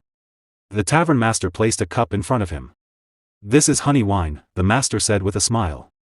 Nobles like to act classy about it, but you used to love it. It's a welcome drink, so it's free. Thank you, Derrick replied calmly. Peline looked at Derrick closely and narrowed his eyes. Were you always this pale? Or did you become even paler after living with nobles? Derrick looked confused but stayed silent. With a smirk, Peline continued, when I heard you became a magic teacher, I thought maybe the nobles were all taking some strange drug together. So what happened? Tell me. Derrick held the wine in his hand and answered quietly. I simply worked there. There isn't much to say. Helene laughed. Wow, listen to you, talking like a noble. Would it hurt to tell us something? The tavern master smiled and handed Helene a drink. That's enough. Just drink. Helene slammed the table. I'm annoyed. I went through hell working alone while he was gone. The master chuckled. But Derrick must have earned a lot of money, right? So, did they pay well? Derrick shook his head. I received something more important than money. The master looked confused. Derrick then showed them a spell book. The master's eyes widened. What is that? Could it be a 2-star spell book? Helene jumped to his feet in shock. Something that rare. Derrick calmly corrected him. No. It's a 3-star spellbook. The master shouted in panic, did you steal it? If you get caught, you're dead. Helene's eyes sparkled. Who cares about stealing? It's a 3-star spellbook. I want one too. Where did you get it? Derrick answered quietly, the Grand Duke gave it to me. Helene grabbed Derrick by the collar. What? Don't lie, you little punk. Are they looking for an archery instructor there too? Tell me. Derrick just sighed and looked away. Hours later, Helene was asleep in his chair while the tavern master cleaned the floor. Derrick sat quietly, reading the 3-star spellbook. After a while, Derrick asked, have any requests come in lately? The master looked surprised. You just came back. You're taking a job already? Yes, Derrick replied. Something light. Maybe a simple subjugation. I feel like I've lost my edge a little. The master laughed softly. Like you would ever lose your edge. There's always a shortage of mages. If you want work, there's plenty. Then I'll start tomorrow, Derrick said. As soon as possible. The next morning, Derrick and Helene rode in a carriage. Derrick read his 3-star spellbook while Helene ate bread. Their first job was to subdue a huge goblin. The monster chased Helene, who ran in fear, sweating and shouting. Derrick stepped forward calmly, drawing his sword. With Helene's arrows and Derrick's blade, they defeated the goblin. Helene was breathing heavily afterward, but Derrick stood still and calm. Their next job was a giant spider. Helene shouted nervously while fighting. Derrick calmly infused his sword with magic and prepared his attack. Together, they finally defeated the creature. On the way back, Derrick continued reading his 3-star spellbook. Helene, however, felt sick and started vomiting from exhaustion. That night, they set up a campfire. Helene fell asleep quickly. But Derrick was not there. Far from the camp, Derrick stood alone in the dark forest. Blue magical energy flowed around him as he tried to cast a 3-star spell. Sweat ran down his face as he gathered all his strength into his hand. A small amount of magic appeared, but suddenly it exploded. A bright blue light flashed through the forest and threw Derrick backward. He landed hard on the ground. His hand was bleeding. Breathing heavily, he looked at his injured hand. I've mostly mastered 2-star spells, he thought. But the wall to 3-star is much higher than I expected. The next day, the two of them returned to the guild. Days passed quickly. Summer came to Belden's Tier, and the tavern was warm and lively. After some time, autumn arrived. The air grew cooler. Then winter began. Snow fell heavily outside. One night, the tavern door slowly opened. Helene and Derrick stepped inside. Helene was shivering, it's freezing. Helene complained. How much colder is it going to get? Both of them were covered in blood from battle. Helene also had a bad cold and kept sniffling. Derrick was quiet as always, though his clothes were stained with blood too. The guild master looked at them and laughed. It's good to be young. You went all the way to the Kent Mountains and came back in this weather? Helene covered his nose and replied. I kept telling him we should go when it's warmer. Derrick placed a large bag on the table. The guild master picked it up and raised an eyebrow. You two are the only crazy ones who would bring back a harpy's head in this snow. He then handed them 2 thick, warm pieces of cloth. Derrick took one and pressed it gently against his wound. Thank you. Helene wrapped his around his face. Ah. I feel alive again. The guild master sat down and checked the bag. Since you worked so hard, you'll probably rest tomorrow. He paused and smiled. Actually, a request just came in. It fits you perfectly, Derrick. Derrick looked at him calmly. What kind of request? It's expensive and easy. The guild master replied. Though it might be a little annoying. The request came from the Rohel Mercenary Corps on West Street. You've heard of Count Belmiard, right? Derrick nodded slightly. They're looking for a commoner to help with magic sparring. To be honest, they need a punching dummy. You just go, take a few hits, and get paid. Derrick quietly accepted the job. Later, Derrick arrived at the nobles' district, inside a magic sparring arena. At the same time, a young noblewoman named Elant was walking in with her teacher. So who am I sparring with today? Elant asked. Her teacher answered calmly, to improve your offensive magic, we arranged a commoner for you. Elant stopped walking. What? You want me to beat up a commoner? Her teacher smiled. This is part of your training. We promised him good compensation. You may practice as much as you want. Elant sighed. So this practice is just beating up a commoner. Typical nobles. Her teacher added, still, he can handle 1-star magic. Elant replied confidently, Teacher, I'll be 2-star soon. There's a huge difference between 1-star and 2-star. It's like heaven and earth. Meanwhile, Derrick was sitting quietly on a bench, putting on his shoes. He heard footsteps echoing in the arena and looked up. Elant stood in front of him. Are you my sparring opponent today? She asked. Derrick stood and bowed politely. My name is Derrick. I'm Elant, she replied. She paused and thought, Derrick. I have heard that name somewhere before. Her teacher clapped his hands lightly. All right, let's begin. To the arena. As they walked, Elant wondered, is he really a mage? He looks so young. Both of them stepped into the arena. Elant stretched her arms and said calmly, you know the basic etiquette of magic sparring, right? Yes, Derrick replied. I know the basics. Good, she said. Resist as much as you can. I'll end this quickly. She thought to herself, if I blast him out of bounds with one shockwave, this will be over fast. Derrick looked at her calmly. Resist as much as I can. How much resistance do you need from me? Elant blinked in confusion. What kind of strange question is that? Derrick answered politely, I need to know how much I should resist in order to be helpful to you. Her teacher nodded slightly. Elant let out a small laugh. You talk in a funny way. Like I said, resist with everything you have. Derrick thought for a moment. Very well, he said quietly. As you wish. Blue magic slowly began to gather around his palm. Both of them were ready to fight. Magic gathered in their hands as they prepared their spells. Lady Elant quietly began chanting another spell. Magic energy gathered in her hand as she thought, that commoner brat deserves some praise for mastering a 1-star rank at such a young age. But he is far too arrogant. I will make him understand the wall between nobles and commoners. She chanted more words and then released a powerful attack from her hand toward Derrick. Derrick noticed the attack coming. He focused calmly and stepped slightly back, easily dodging it. The spell passed by him and struck the trees behind him.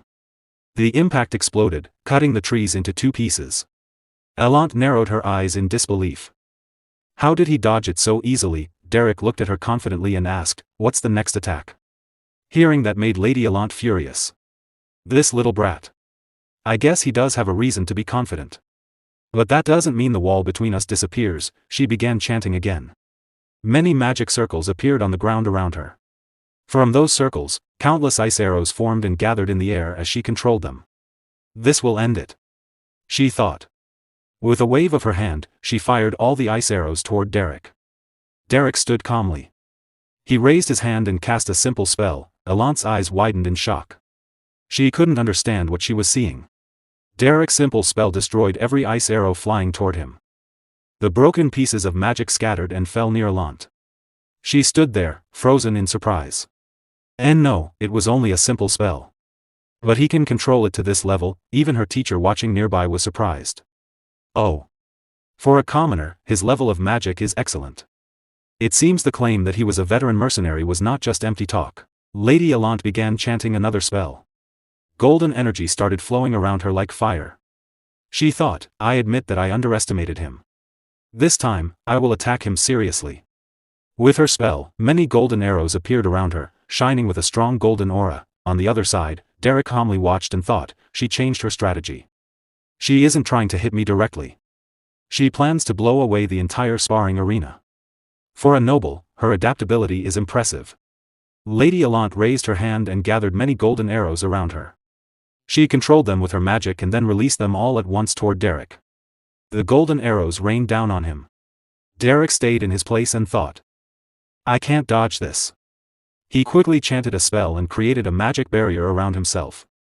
He held the barrier with both hands and stood firm. All the arrows struck the barrier. Loud explosions echoed across the arena as the arrows kept hitting it. Lady Allant stood on the other side, watching. The entire area became covered with dust from the explosions. When the dust began to clear, Derrick was still standing there, holding his barrier. He was completely unharmed. Suddenly, Derrick noticed something rushing toward him. It was Lady Allant. She had jumped forward, holding a large ice spear in her hand. She used the explosion as cover and attacked him fiercely. Derrick looked at her in surprise. A point-blank ice spear. At this distance, there's no way to dodge it or even create another barrier. Her talent is incredible. In that instant, Derrick quickly moved his fingers and cast a small spell. A bright flash of light suddenly appeared, freezing the air around them. Allant couldn't bear the brightness. She quickly closed her eyes. Damn it! My eyes! She shouted, struggling to keep her balance. After a moment, she opened one eye and looked around. Where did that bastard go? I can't see anything. She tried to calm herself. Focus, Allant. If I listen carefully, I can react quickly. If I can find his position. Just then, a small piece of magic passed near her. Sweat appeared on her face. Did something just pass by? I didn't hear anything. Don't tell me. Then she faintly saw Derrick standing in front of her. 3 small spells floated around him. Derrick sent the spells toward her one by one. Allant barely dodged them, confused. While watching him, she suddenly realized something. It's a delusion-type spell that removes sound. He even predicted that I would rely on my hearing. Then. That first attack that missed. Anger filled her face. How dare he go easy on me? Meanwhile, Derrick continued controlling his simple spells and threw them at her again. Allant blocked one with panic. Not a chance. Suddenly, her eyes widened in shock. Derrick rushed forward in an attacking stance. He's closing the distance. She thought. She smiled confidently. That fool. Rapid magic manifestation is my specialty. Focus, Allant. The moment magic appears in his hand, I'll cast mine first and end this. But then she noticed something strange. Derrick stepped on the ground, and magic appeared beneath his feet. She quickly jumped backward in surprise. Huh. He's using magic on his feet. As she kept dodging, she noticed the tip of his toes glowing with magic. His toes are casting spells too. Small flashes of magic shot toward her. She barely dodged them under heavy pressure. Finally, she lost her balance and fell to the ground. Her teacher was watching the fight with wide eyes. Impressive, he thought. He seems to come from the school of the wild. But I can't read the flow of his magic. From the perspective of the school of regulation, it's hard to keep up with him. In the arena, Lady Allant had fallen to the ground. She nervously placed a hand on her head and looked at Derrick. Derrick. You are a very interesting kid, she said. Her eyes shone with surprise. Then she spoke honestly. I'll be honest. At first, I looked down on you. I thought you were just a loud liar. She slowly stepped closer to him. Derrick stayed where he was, watching her carefully. Then Allant bowed her head slightly and said calmly. But you showed me something interesting. So. Thank you. She smiled. Suddenly, she used the same type of spell Derrick had used earlier. A small light appeared at the tip of her toe and shot toward him. Derrick stayed focused. His eyes were calm and determined. He quickly raised his hand and blocked the attack.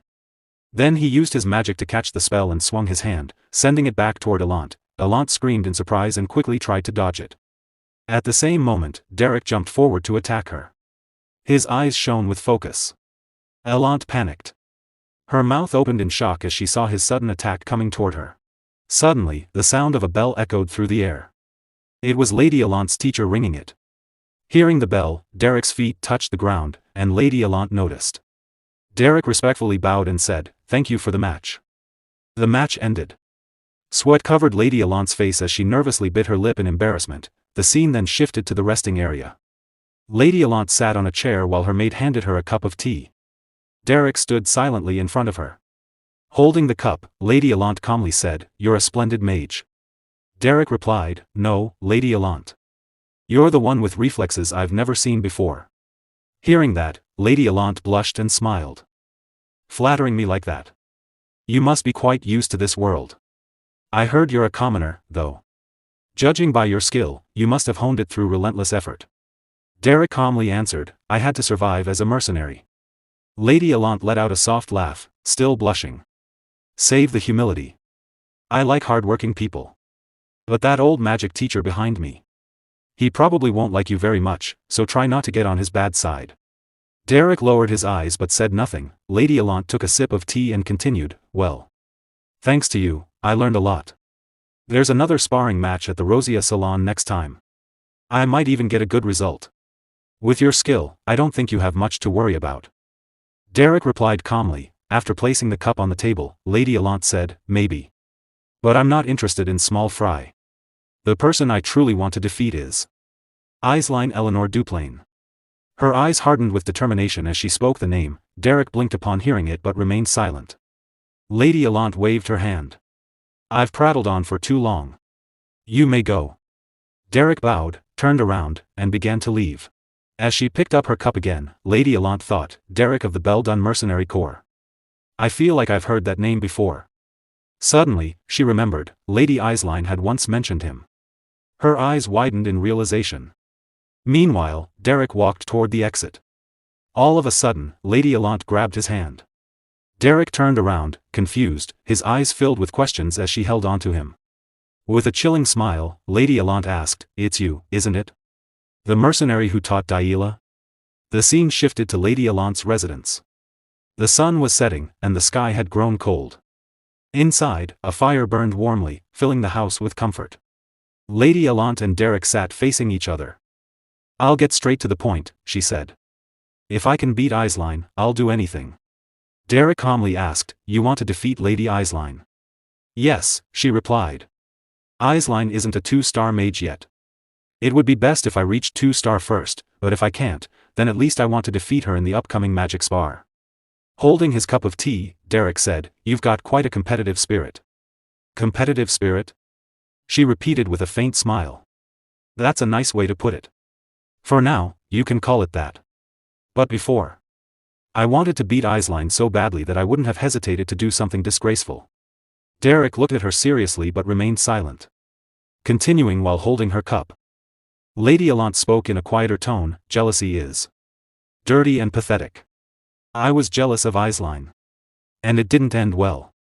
No matter how much I gossiped behind her back or tried to dig up her flaws, she only tried to understand and accept me instead." Derrick paused for a moment, then asked, "Why are you telling me this?"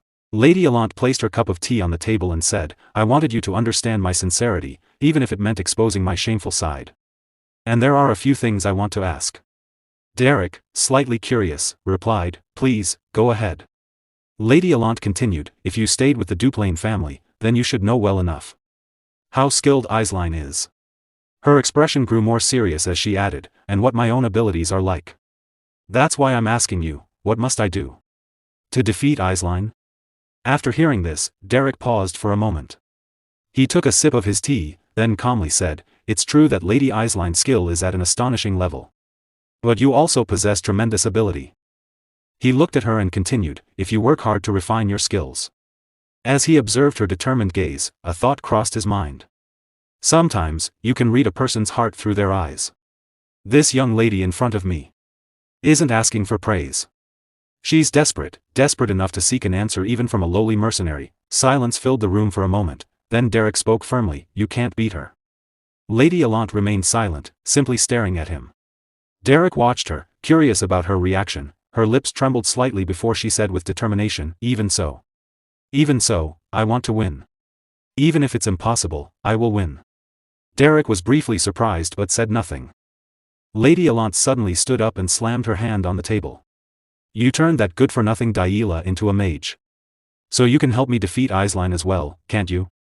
Derrick listened, paused for a moment, and then replied, "It's not that there's absolutely no method worth trying. But before that, there are a few things that concern me." Lady Allant sat down again and, with a faint, chilling smile, said, "Now we're getting somewhere. What are they? Lowering his eyes, Derrick asked, first, do you know exactly how I taught Lady Daila? For a moment, he recalled everything that had happened at the Duplain residence, how harsh his methods had been, even to the point of striking Daila or pushing her to the brink to force her growth. Lady Allant calmly replied, I don't know the details. But don't worry. I'll do anything to win. Derrick continued, second, as you know, I'm a mercenary. That means, before he could finish, Lady Allant turned her face proudly and interrupted, is that what you're worried about? That people will talk. That they'll sneer at a noble lady learning magic from a mercenary? She looked straight at him and said firmly. Listen, Derrick. I'm serious. I'm going to become someone whose name will resound across the entire empire. If I can't even take first place in Ebelstein's social circle, that would be absurd. Derrick listened quietly as she continued, placing a hand on her chest. So don't you dare question my sincerity over something so petty. I know very well what matters more than pride. After hearing her out, Derrick remained silent for a moment before calmly saying, no. What I meant is, you'll need to pay me. I am a mercenary, after all. Lady Allant froze for a second. Then her face flushed red with embarrassment. She lowered her gaze, hugging herself slightly as she said nervously, money. That's what you meant. Of course. I can pay as much as you want. Derrick thought to himself, why does this room suddenly feel so hot? Then his expression turned serious. If she's truly this determined, then I should respond in kind, even if it means using harsh methods. At the Rosia salon, Lady Aisline was happily chatting with her friends. It seems the upcoming gathering will also include a magic duel, she said. I heard Lady Allant's skills have improved drastically. If that's the case, I should make thorough preparations as well. One of the girls laughed lightly. Goodness, is it already time for another gathering? Another chimed in, then I must participate too. Meanwhile, Lady Allant was watching Aisline from nearby. She soon approached and called out, Lady Aisline is far too humble. Hearing her voice, Aisline turned and smiled. Lady Allant. There you are. Lady Allant returned the smile calmly. We were just talking about you. Aisline added. I know, Allant replied. I could hear your voice all the way from the end of the hall. As the two began walking together, continuing their conversation, one of Aisline's friends whispered to another, maybe we shouldn't interrupt the two of them just yet. Lady Allant smiled and asked, but doesn't Lady Aisline need to participate as well? Have you never tasted defeat before? Especially since you're known as the shining flower of the Duplain bloodline. Aisline sighed softly but responded calmly, thank you for the flattery. Even so, my opponent this time is you, Lady Allant. That is why I cannot afford to be careless. Allant replied proudly, to be honest. I do feel a bit more confident thanks to my new magic tutor. He's just a commoner, but his track record was impressive enough to convince me to hire him. Aisline looked surprised. It's quite unusual for you to personally hire someone like that, Lady Allant. It seems you place a great deal of trust in this instructor. Placing a hand on her chin, Allant said calmly, more accurately, the one who vouched for his abilities wasn't me. But you, Lady Aisline. Me? Aisline asked, confused. I vouched for him? Allant looked at her with a chill smile. Yes. Because my tutor is none other than Derrick. Aisline's eyes widened in surprise. Inside, Allant laughed to herself. Look at that shocked expression. You're angry, aren't you? I bet you're incredibly frustrated. The man you couldn't hold onto is now mine, but Aisline simply smiled brightly. Oh my. Congratulations, Lady Allant. I'm certain you've made a wise choice. You're truly dependable. She even blushed slightly as she took Allant's hand. Congratulations once again. Allant forced a nervous smile. Thank you. Wait. This isn't the reaction I was expecting. Aisline suddenly fell silent, recalling a memory. Why don't you try asking Derrick for some extra magic tutoring? She had once suggested to her sister. Daila. I've noticed your growth has been a bit stagnant lately. If Derrick guides you, I'm sure you'll improve. Daila had been startled, quickly waving her hands in refusal. No, there's no need to ask him for that. I don't think it's necessary at all. Please don't go that far. Because you are someone very precious to me. Back in the present, Aisline placed a hand on her chin, still smiling thoughtfully. Elant smirked inwardly. That's right, Lady Eislein. When you think about it carefully, you must understand what it means that I've taken him from you. Yes, Eislein, let your anger out. I, Elant Alphion Belmiard, have openly stolen your tutor. Eislein hesitated, then spoke. Lady Elant? Derrick is actually a bit, but before she could finish, Elant stepped forward cheerfully. Oh my, is it already this late? I truly enjoyed our chat. She waved her hand lightly. I'll take my leave now. Today is my first tutoring session. With a teasing smile, she walked away. Eislein remained where she stood, confused. It shouldn't be anything serious. She thought. Derrick isn't the type to do anything truly terrible. Nearby, Denise watched the two of them quietly while holding a cup of tea. Taking a sip, she thought to herself, besides. Everyone is just working hard to make a living. The scene shifts to Belden's tier. Inside, Derrick spoke calmly, anyway, I'll put all of that aside.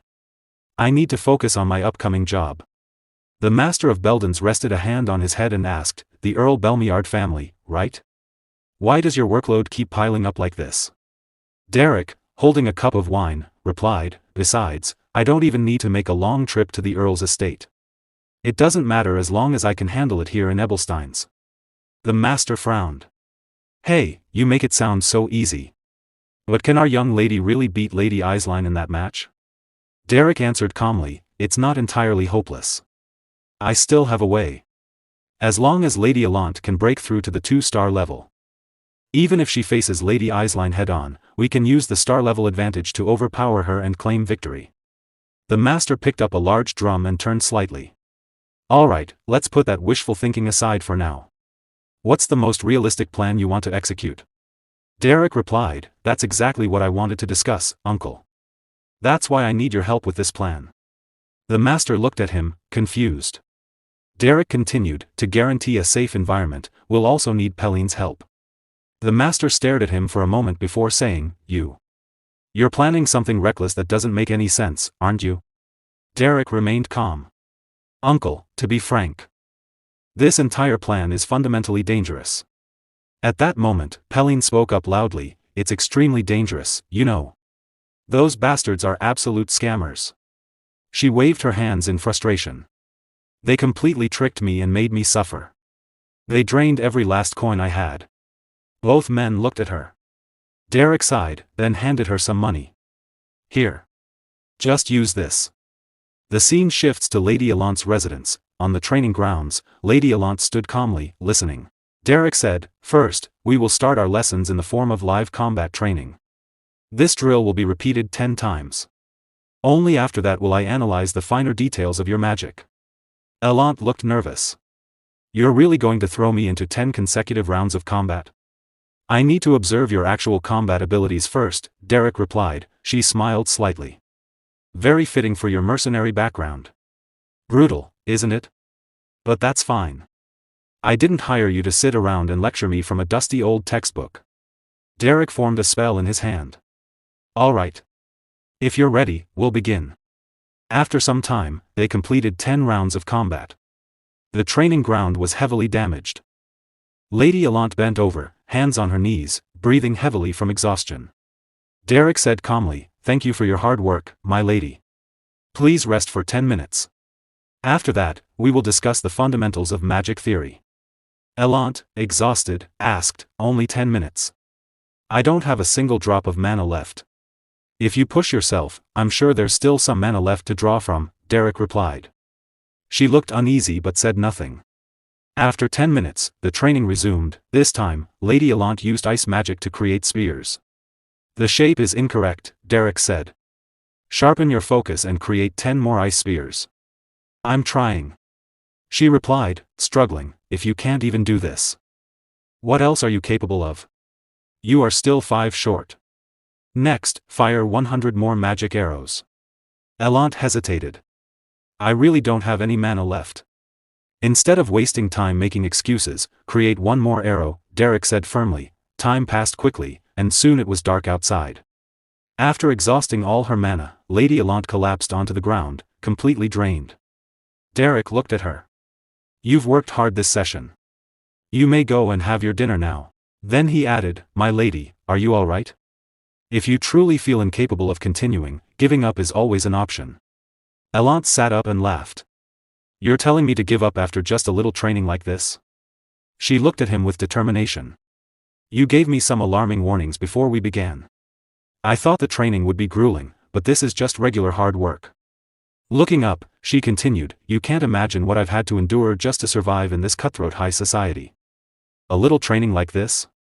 It's nothing to me. Derrick lowered his gaze slightly. Is that so?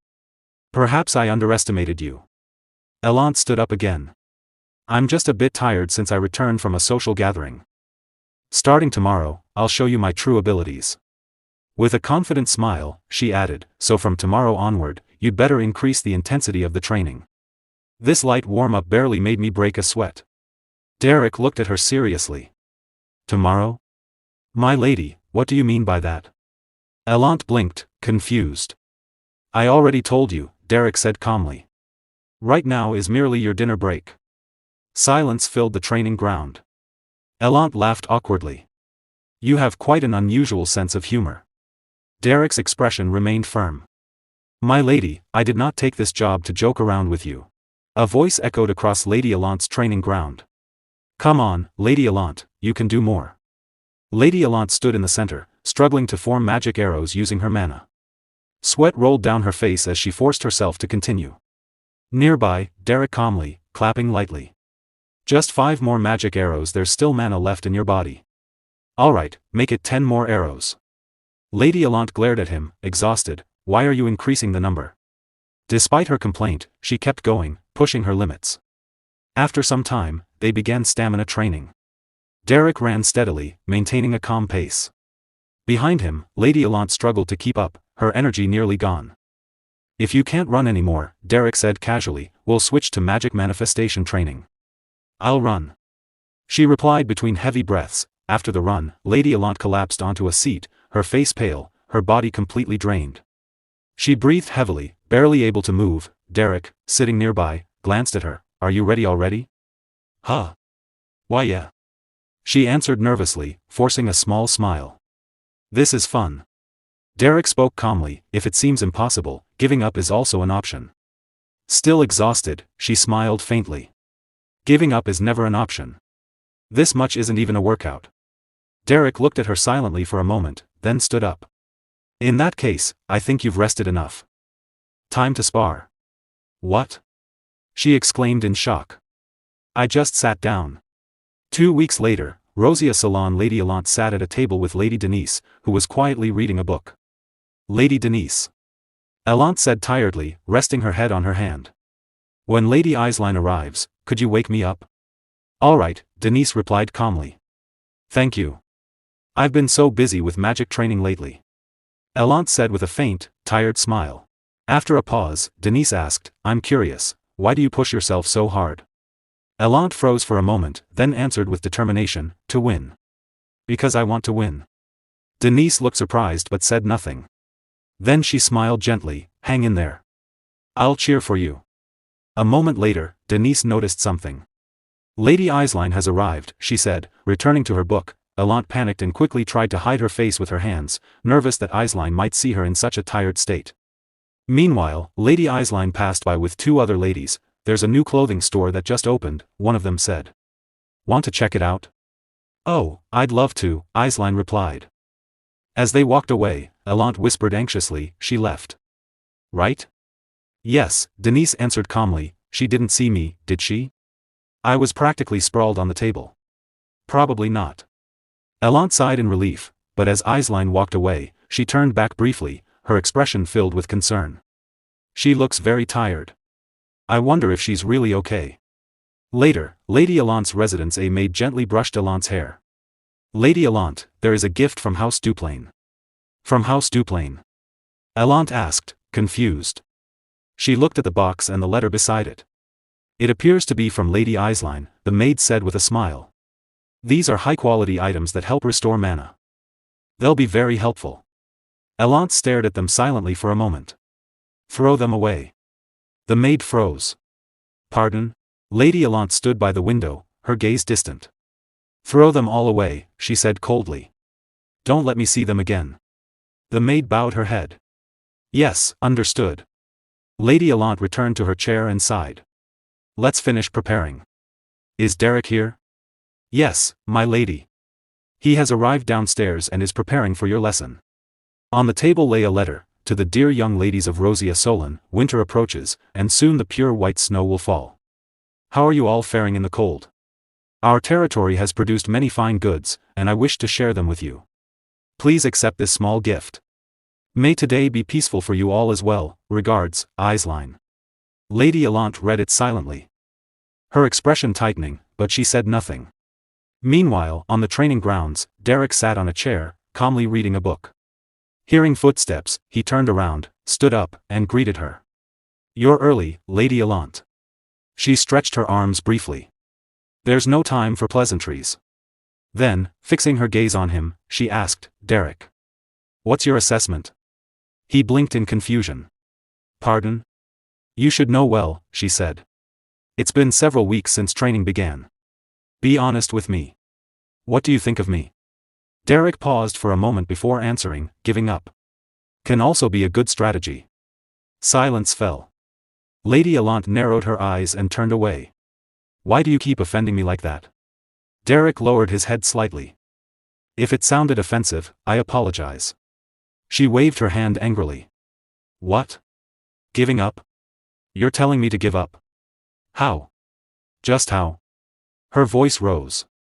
How can Aisline be beaten otherwise? Isn't that why I hired you? I didn't bring you here to suggest that I give up. Derrick listened quietly, saying nothing. She let out a short, bitter laugh. If you're going to talk nonsense, then leave. You're wasting my time. Pressing her hand to her forehead, she spoke more quietly, but what if I can't win? Derrick replied calmly, obsessing over victory can hinder growth. Sometimes, one must humbly accept defeat. Tears welled up in her eyes and streamed down her face. Then I'd be too pathetic. Derrick looked at her, surprised. She continued, her voice trembling, I told you before. I was just a shallow, shameful person who gossiped about Aisline. Belmiard's pillar? The flower of Rosia Solon? I'm nothing like that. Her body shook as she cried. I was just someone. Pretty and jealous. I admit it, all of it. She cried. I admit how weak and pathetic I am. Everything. She looked at Derrick through tear-filled eyes. There's no reason to hate Aisline. I know that too. But then why? Why won't this petty inferiority complex disappear? Her voice broke as she whispered, why? Derrick looked at Lady Allant as she broke down in front of him. Self-hatred, he thought. He recalled their earlier conversation, her voice firm despite the vulnerability in her eyes. I wanted you to understand how serious I am, even if I had to expose my shameful sides. There are things I need to ask as well. Back then, he had thought it was simple, just jealousy, or perhaps a competitive spirit. But now he understood, Allant had always harbored a quiet, persistent self-hatred. What do I need to do? To defeat Aisline? At first, he believed she resented Aisline, but that wasn't the truth. What she truly hated was herself. This wasn't a battle born from petty jealousy. It was her only escape, from her own inferiority and self-loathing. Derrick stepped closer to her and spoke calmly, then. Let's win. Lady Allant froze for a moment, startled. He turned to face her fully and continued, I will make sure that you defeat Lady Aisline. For a brief moment, she said nothing. Then, quietly, she replied, with determination okay. The horse-drawn carriage rolled steadily toward the Belmiard estate. At last, the sound of hooves slowed, then stopped with a sharp clip-clop. We have arrived, the rider announced. Lady Allant's teacher stepped out of the carriage, lifting his gaze as he took in the grand residence before him, the territory of Count Belmiard. Standing at the entrance, Tristan Anelt Belmiard raised his hand in welcome. Welcome. I trust your journey to Ebelstein went smoothly? Allant's teacher bowed respectfully. Greetings, my lord. I hope you have been well. The lord of the Belmiard territory smiled warmly, the trip must have been exhausting. Please, have a seat and rest. They both sat on the couch. Tristan leaned back slightly, still smiling. It's been a while since I last saw my dear Allant. How is she doing? She is doing well, her teacher replied. My lady has been putting a great deal of effort into her magic training lately. Tristan placed a hand on his chin and let out a light laugh. I've never seen a girl with such incredible talent as our Elant. With her abilities, I'm certain it won't be long before she surpasses even me. Her teacher bowed his head again, letting out a small, nervous chuckle. I certainly hope so, my lord. I can't let him find out that my lady is learning under a commoner. He thought. If he discovers the truth, both Lady Elant and I will be in serious trouble. Tristan spoke again, casually. I actually have some business in Ebelstein as well. The teacher reacted quickly, a hint of tension in his voice. Oh. Is that so? Tristan smiled, idly twirling his mustache with his fingers. I'm curious to see how she'll react if I show up unexpectedly, with a gift. Elant's teacher forced a polite smile. I'm sure my lady will be thrilled, my lord. Let's just hope I survive this, he thought nervously.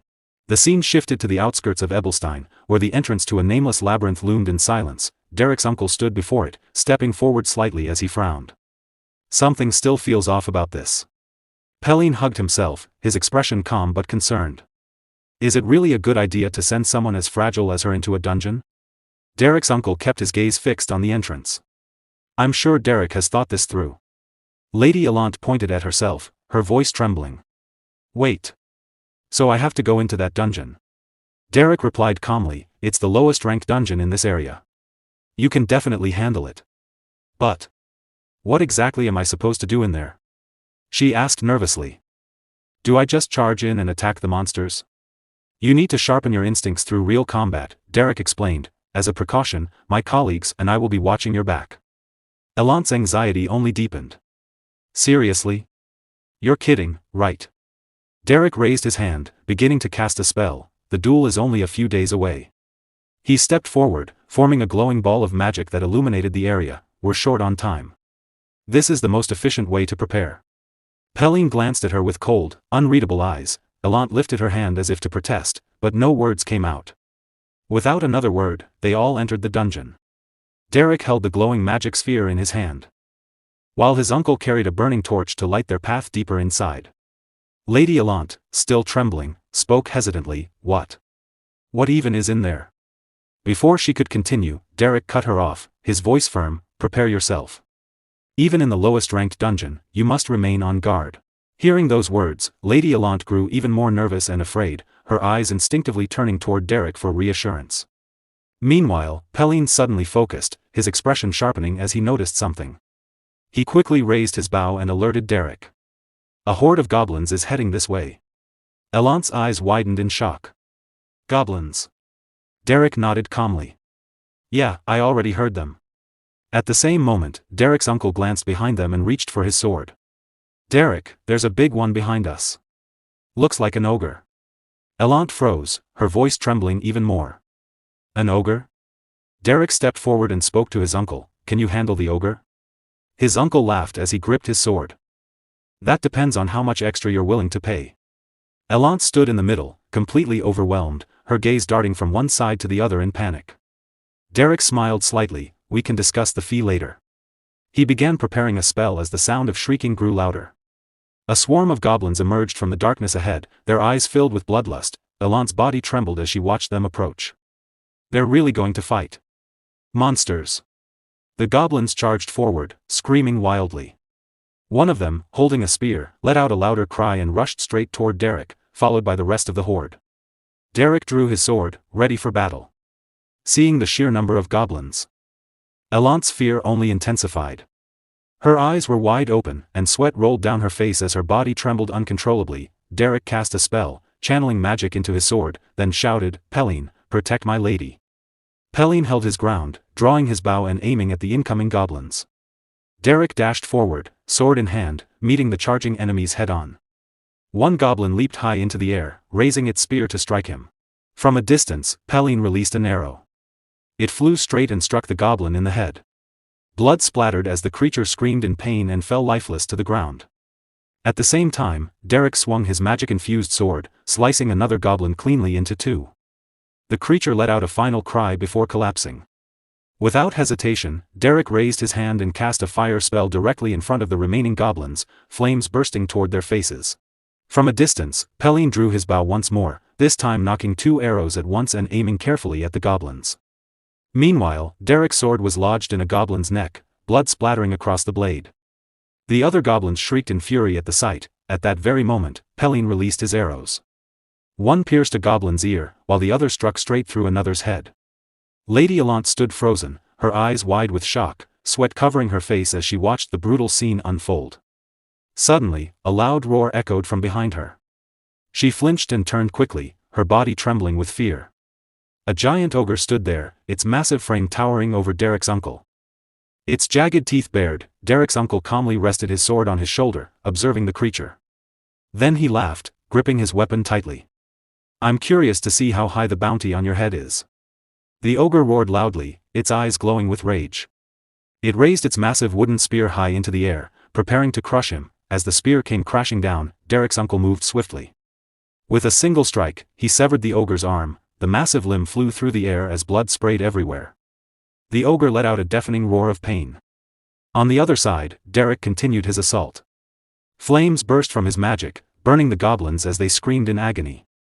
Without pause, he swung his enchanted sword again, cutting down another goblin, blood spilling from its mouth. Lady Allant could hardly believe what she was seeing. What is going on? He actually killed that goblin. Her eyes widened even further as a terrifying realization struck her. I could seriously die here. No, this is insane. I can't do this. Suddenly, she heard another goblin scream right behind her. Panic surged through her body. Derrick noticed immediately. His face, partially stained with goblin blood, turned toward her as he shouted, "My lady! One of the goblins is heading straight for you. Keep your wits about you." Allant looked ahead and saw the goblin charging at her, weapon raised, screaming wildly. Her body froze in fear. "I'm going to die. I'm really going to die." Seeing her panic, Derrick called out again, more urgently, "You have to defeat it yourself." Her thoughts spiraled. My entire life. Memories flooded her mind, her own voice, filled with tears. "Yes. I admit it. I know exactly how pathetic and naive I am." Back in the present, the goblin rushed closer as she stumbled backward. Another memory surfaced. Why won't this miserable, humiliating feeling just disappear? Why? Her heart pounded. I've always been all talk and no action. The goblin leaped into the air, raising its spear to strike. Someone who could only envy others and badmouth them behind their backs. That was me. For a brief moment, she faced her true self. No more denial. But I came here to put an end to that version of myself. To become a better person. Her eyes were still wide with fear, her body trembling, but this time, she raised her hand. Magic began to gather. With a shaky breath, she formed a large arrow of ice. As the goblin swung its spear down at her, she released the spell. The massive ice arrow shot forward and pierced straight through the goblin's stomach, sending it flying backward. Blood scattered through the air as the creature crashed to the ground and rolled away. Derrick watched closely, a hint of tension still in his expression. His uncle observed silently, saying nothing. Pelin, bow still in hand, also kept his eyes on her without a word. The goblin lay motionless. Allant stood there, breathing heavily, her energy drained. Sweat ran down her face, and her body still trembled, but she was standing. Slowly, she looked up. Derrick stood before her, surrounded by the fallen bodies of goblins. He gave a small nod, acknowledging her effort. Allant let out a faint smile. This is only the beginning. No. I am finally stepping forward. Outside the outskirts of Ebelstein, near the nameless labyrinth, a full moon hung high in the sky while thick fog blanketed the mountain. Inside the labyrinth, Derrick sat on the ground. Blood stained different parts of his clothes and face, yet he remained calm, holding a letter in his hand. In the letter written. To my dear Derrick, it has been over 2 years since I left Ebelstein. I'm sorry for contacting you so late. These days, I am teaching magic to the young lady of Elvester County. Since she has such a strong passion for learning, there is so much for me to teach her that I've been quite overwhelmed. Looking back, the days when I taught you magic while walking through Ebelstein were difficult. But also much freer and more enjoyable. Of all the mages I have encountered in my lifetime, you were the most talented. What level have you reached now? When we meet again someday, be sure to show me your magic. From your former teacher, Katia Flameheart. Derrick continued reading the letter quietly. At that moment, Lady Allant approached him and spoke with curiosity. It's already been 2 weeks since I started coming here. You read that whenever you have time. Can I ask what it is? Derrick glanced at her, then lowered his eyes as he carefully folded the letter. It's a letter, he replied calmly. From my teacher. Lady Allant gently wiped the blood from his face. After hearing about his teacher, she smiled and said, wow. She must be quite an excellent teacher, considering she taught someone like you. Derrick looked at her with slightly puzzled eyes before answering, she is an excellent teacher. Indeed. Allant felt a bit confused by his response but chose not to press further. After a brief silence, she spoke again, somewhat awkwardly, I was trying to irritate you. Derrick picked up his bag and asked plainly, with what? Allant hesitated, then shook her head, no, never mind. Derrick placed the letter inside his bag and said, 2 days until the duel. How are you feeling? Allant looked up at the sky, thinking for a moment. How am I feeling? I'm not sure. But. She paused briefly, then smiled with confidence. I'll win. The scene shifted to the Noble District's magic sparring arena. Aisline stood with her friends, chatting happily and confidently. In the middle of their conversation, her eyes suddenly caught something in the distance, and then focused. Derrick. With polite composure, she placed a hand over her chest and said to her friends, please excuse me. She stepped forward and quickly made her way toward him. Derrick. She called. Derrick turned at the sound of his name. Upon seeing her, he respectfully bowed his head. It's been a while, young lady. Aisline smiled warmly. Derrick, it's so good to see you. I've heard about it, they say you've been helping Lady Allant with her magic. Derrick replied calmly, yes, I am working with her at the moment. A brief silence followed as they simply looked at each other, then Aisline spoke again, a hint of nervousness in her voice, you're still the same as ever, Derrick. Surely you haven't been too harsh on Lady Allant? Daila mentioned that you're not an ordinary teacher. Lately, Lady Allant has looked quite tired. Derrick's expression sharpened slightly as he asked, you're concerned about your opponent? You seem confident. Aisline hesitated. Pardon? Derrick continued in a calm but cold tone, no matter who your opponent is, don't be careless. Aisline instinctively clasped her hands together, feeling a bit uneasy. But she said nothing. Soon, the arena grew lively as the sun shone brightly overhead. The audience filled the seats, their voices echoing through the air. Aisline's friends sat near the front, chatting among themselves, so, who do you think will win? One asked. Of course, Lady Aisline, another replied confidently. Unless Lady Allant uses 2-star magic. Poor Lady Allant.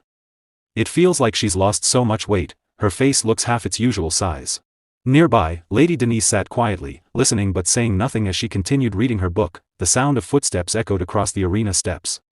Aisline entered gracefully, acknowledging the crowd with a respectful bow and a gentle smile, oh my. It's Lady Aisline. My goodness, how is she so beautiful today as well? She accepted their admiration with composed elegance. From the opposite side, another set of footsteps approached. I'll win. I'll win. Allant murmured under her breath. It was Lady Allant, stepping into the arena with visible tension. Her eyes were focused, determination building within her. I'm absolutely going to win, she whispered with growing confidence. Behind her, Derrick stood with his arms folded, silently watching. The two young ladies finally stood face to face as the crowd cheered loudly around them. Aisline bowed her head respectfully. I hope you've been well, Lady Allant. Allant returned the gesture with a smile. I trust you have been well too. Your composure at all times sets an example for me. Aisline quickly shook her head. No. Allant looked slightly confused. Aisline continued honestly, I have never felt as nervous before a duel as I do now. Allant smiled. Shall we begin? Aisline nodded, her gaze sharpening with focus. Allant raised her hand, gathering golden mana into her palm. It burned brightly. Like flames swirling with energy. Across from her, Aisline summoned blue mana, forming a circular flow that surrounded her body like a protective current.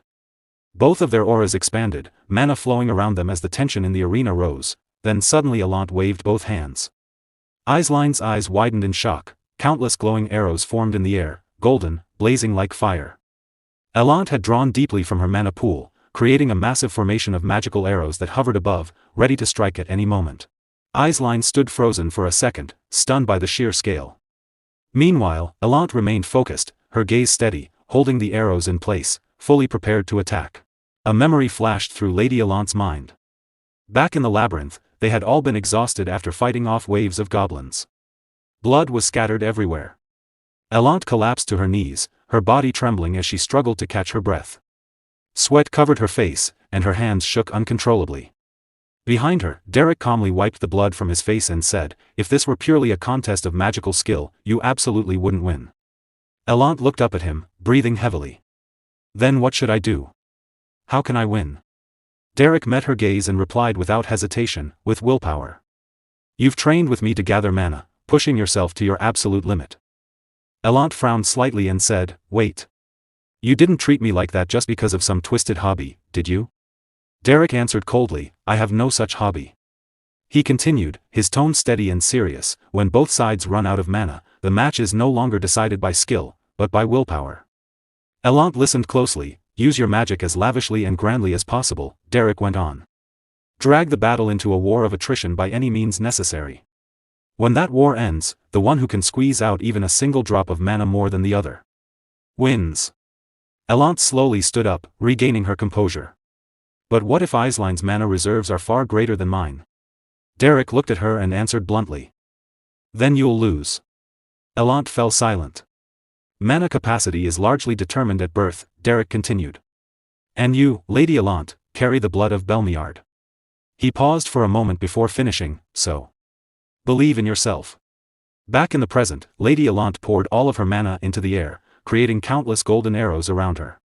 She controlled them with precise movements of her hands, gathering more and more without holding anything back. On the other side, Lady Eisline stood stunned.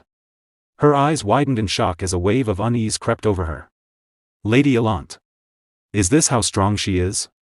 she thought, hardly believing what she was seeing. Elant raised her hands with confidence, and the mass of golden arrows rose higher into the sky. Her focus sharpened as the arrows gathered above, filling the air until it seemed as though the entire sky was covered in glowing gold. Then, with a decisive motion, she directed them toward Eisline. The arrows began to fall, like a rain of light, rushing down toward her opponent. Yet Eisline did not move from her position. Instead, she calmly gathered blue mana into both of her hands, her expression shifting from shock to determination. Mana flowed rapidly around her as she focused, her thoughts steady despite the overwhelming attack. But still, just as the golden arrows were about to strike, Eisline waved her hand and formed a barrier around herself. Blue mana surged outward, enveloping her body in a protective shield as the rain of golden arrows crashed against it. With sharp focus and unwavering resolve, she thought, "I'm the one who will win." Meanwhile, Lady Elant remained composed, still holding control over a large number of arrows. She raised her hand once more, preparing to launch another strike. Lady Elant stood with dozens of flame arrows swirling around her, all aimed at Lady Eisline. Her eyes were sharp, filled with determination and an unrestrained will to win. On the other side, Lady Eisline remained fully prepared. She raised a protective spell, forming a shimmering blue mana barrier around herself. The energy flowed steadily as she focused, ready to counter at any moment. Without hesitation, Lady Elant unleashed her attack. The flame arrows shot forward like a storm, raining down upon Lady Eisline. Each arrow struck the barrier, and although it held firm, the sheer number of impacts triggered a massive explosion that shook the battlefield. Smoke and fire spread across the arena. The crowd gasped in astonishment. "Lady Elant's magic. Her mana reserves have increased tremendously." Despite the overwhelming assault, Lady Eisline's barrier remained intact, glowing with steady blue light. Her eyes narrowed as she analyzed the situation. "Her firepower is incredible," she thought. "But she's releasing it endlessly. At this rate, her mana will run out soon." Then, through the smoke, her gaze sharpened. She noticed movement. Lady Elant was attempting to change her position under the cover of the explosion. "Found you," Lady Eisline muttered. Forming an ice arrow in her hand, she tracked Elant's movement precisely. With perfect timing, she launched the arrow at full speed. The ice projectile cut through the smoke, locked onto its target, and pierced straight through Lady Elant's chest. For a brief moment, it seemed like a direct hit, but the figure dissolved. Lady Eisline's eyes widened in shock. "No way. Illusion magic?" To move an illusion like that would consume an enormous amount of mana. Still processing what had happened, she hesitated, and in that instant, it was too late. Lady Elant appeared behind her, gripping a massive ice arrow, ready to strike. As the attack came down at close range, Lady Eisline sensed it at the last second. She turned, her eyes locking onto Elant, but they were too close. There was no time to form another barrier. The scene shifted to a carriage, where Lady Allant sat beside Derrick. "It'll work," Derrick said calmly. Lady Allant glanced at him. "How?" Without looking up from the book in his hands, Derrick replied, "Overwhelm her field of vision with flame arrows. Then use illusion magic to deceive her. After that, get in close and strike with ice spears from a short distance. Even a skilled mage would show an opening and fall for it." He paused, then looked at her directly. "But your opponent isn't just any skilled mage." Back in the present, Lady Allant was already closing in, gripping a large ice spear, ready to strike. At the last moment, Lady Eislein turned and noticed the incoming attack. Her eyes widened in shock. Ice spears at this distance. There's no time to deploy a barrier. In that case.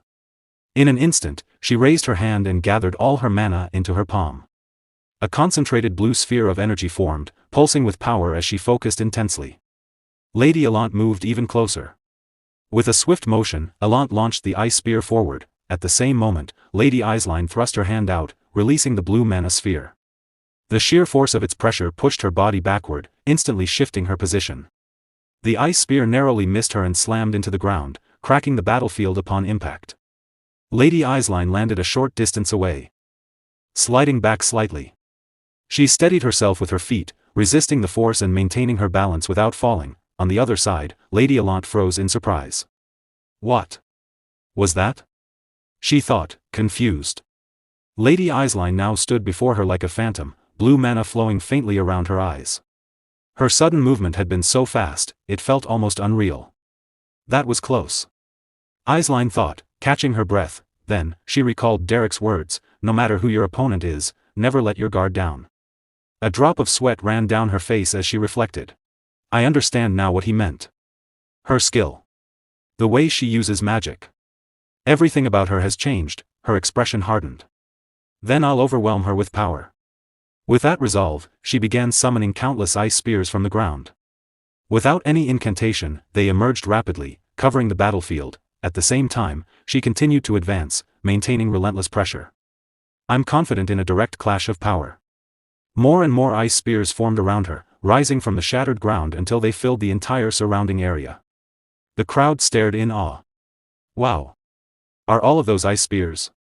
To create that many without incantations. Incredible. Meanwhile, Derrick stood calmly, watching everything unfold. His eyes were sharp, focused on the battle. She took the bait. Lady Allant grew even more focused, clearly planning her next move. Across from her, Lady Eislein controlled the countless ice spears hovering around her. With a steady gaze, she thought, I admit. Lady Allant has achieved remarkable growth. Just then, Allant made her move. With a subtle flick of her finger, kept hidden behind her back, she guided a single flame arrow she had concealed earlier beneath the bright sunlight. The arrow quietly rose, positioning itself above Eislein's formation. Unaware, Lady Eislein continued focusing on her attack and muttered, "Then try blocking this as well." She prepared to launch her ice spears, but before she could act, Lady Allant moved. With precise control, Allant waved her hand, sending the hidden flame arrow plunging downward at full speed. Suddenly, Lady Eislein sensed something. Her eyes snapped upward, widening in shock. What? The flame arrow tore through the air and struck her formation. One by one, her ice spears shattered upon impact, unable to withstand the sudden attack. In moments, her entire array was destroyed. Lady Eislein stared upward in disbelief, her eyes wide and unsteady. A flame arrow. Since when? I didn't sense any incantation or mana flow. Her thoughts raced. Wait. Was it from before? Did she hide one arrow back then? She prepared all of this for a moment like this. Still frozen in shock. She remained in place as the flame arrow landed near her feet. On the other side, Lady Allant stood with a faint smirk, lowering her hand with confidence. Her plan had worked perfectly. Lady Eislein, still shaken, felt sweat run down her face. I can't read her. I have no idea what she'll do next. Among the crowd, Lady Denise watched with surprise. What's happening? They're fighting on equal footing. That's impressive. Meanwhile, Lady Allant's eyes gleamed, though sweat traced down her face. This is working. Right? I'm overpowering Eislein now, aren't I? But across from her, Lady Eislein's expression darkened as doubt crept in. I can't win. Not under these conditions. Tactics and boldness. Lady Allant is a step ahead. Hearing the murmurs around her, Lady Eislein took a deep breath, forcing herself to calm down. Let me reset the conditions from the start. As her breathing steadied, her eyes grew sharper, more focused, more determined. The hesitation from before disappeared, replaced by a serious, unwavering resolve. From the sidelines, Derrick observed every movement. Noticing the shift in her presence, he spoke quietly, "This is where it really begins." Lady Eislein raised her hand and began casting a spell. Blue mana started flowing around her, growing denser with each passing second. She focused deeply, drawing in more and more energy as she moved her hands, guiding the mana into place. On the other side, Lady Allant watched in shock. Sweat formed on her face as the pressure intensified. An enormous amount of mana surged around Eislein, releasing a force so overwhelming that Allant had to raise her arm to shield her face. Wind. What is this all of a sudden? Allant thought nervously. It's not magic. It feels like pure mana. Then suddenly, everything went silent. The surrounding mana vanished. Lady Allant's eyes widened. I can't feel the mana around me. Derrick, still standing calmly, narrowed his eyes. It was only for a brief moment, but the surrounding mana disappeared. Mana alignment. A phenomenon where overwhelming mana temporarily dominates the environment. When someone exceeds their limits, the mana in the vicinity is forced into alignment. In short, Eislein has just surpassed her own limits. Back on the battlefield, Lady Eislein raised her hand high into the air. Above her, a massive sphere of fire began to form. It grew rapidly, expanding until it loomed over the entire battlefield.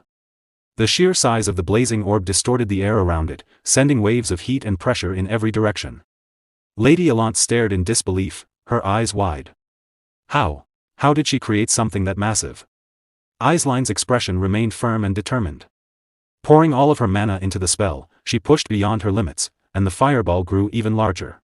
A 2-star fire spell, born from sheer will and overwhelming power.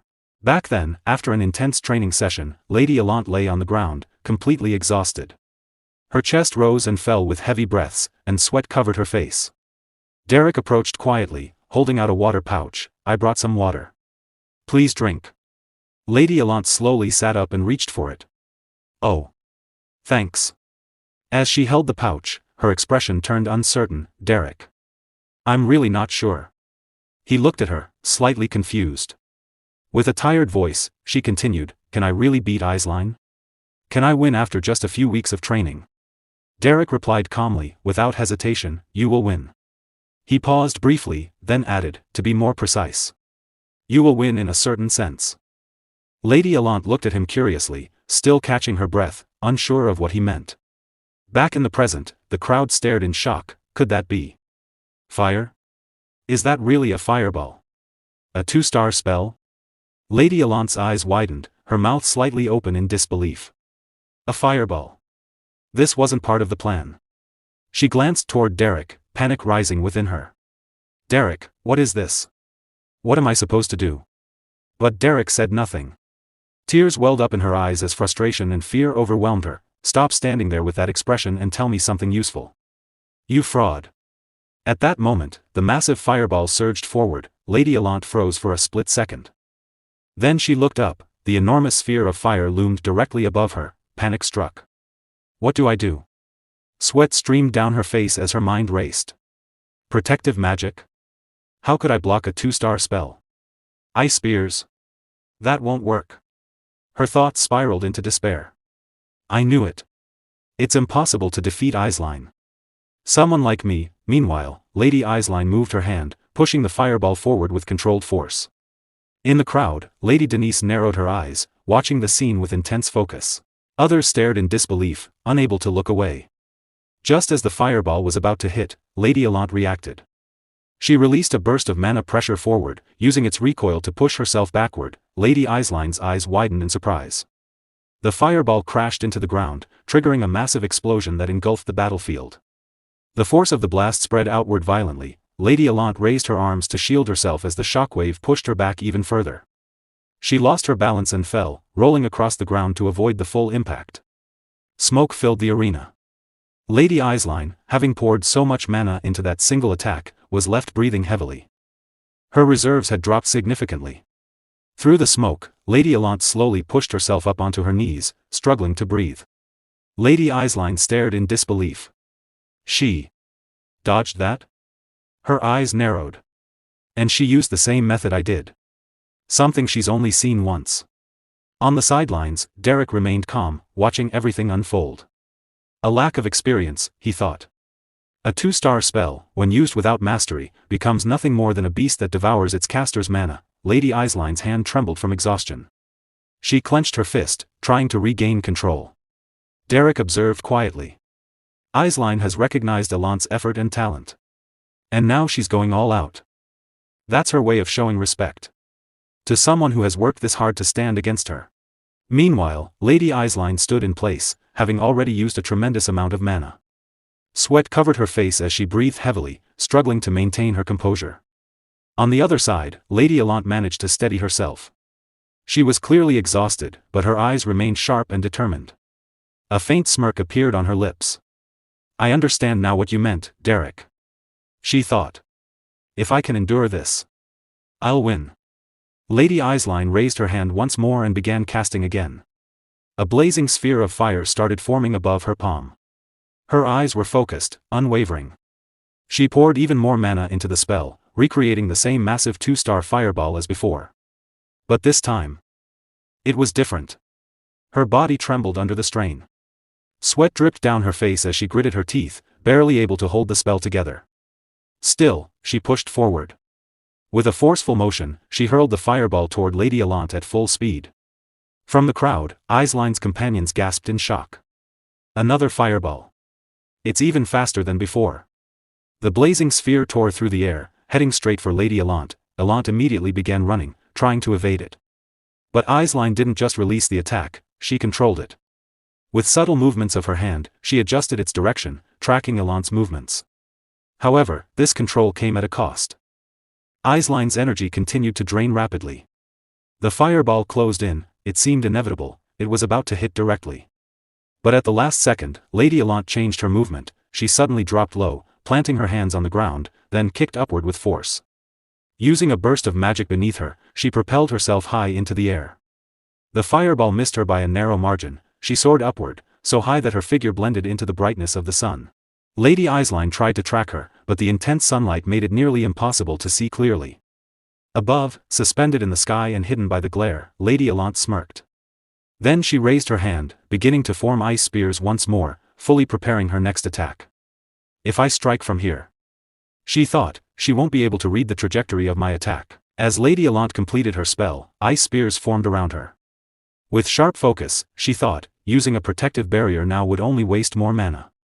What will you do, Eiseline? Still suspended in midair, she hurled the ice spears downward at full speed. Below, Lady Eiseline was barely holding herself up. Her face was pale, her breathing heavy, yet she forced herself to move. Dropping to one knee, she began casting a spell at the last moment. Just as the ice spears were about to strike, she created a layer of ice to block the attack. Watching this, Lady Alant frowned slightly. Not a barrier. Just a simple ice manifestation? She thought. She's used up too much mana casting those fireballs and controlling them. Lady Alant landed on the ground as her ice spears slammed into Eiseline's hastily formed ice shield, embedding themselves into it. Lady Eiseline's eyes widened. She was completely drained, barely able to stay conscious. Her body trembled as she struggled to breathe. From a distance, Derrick watched calmly.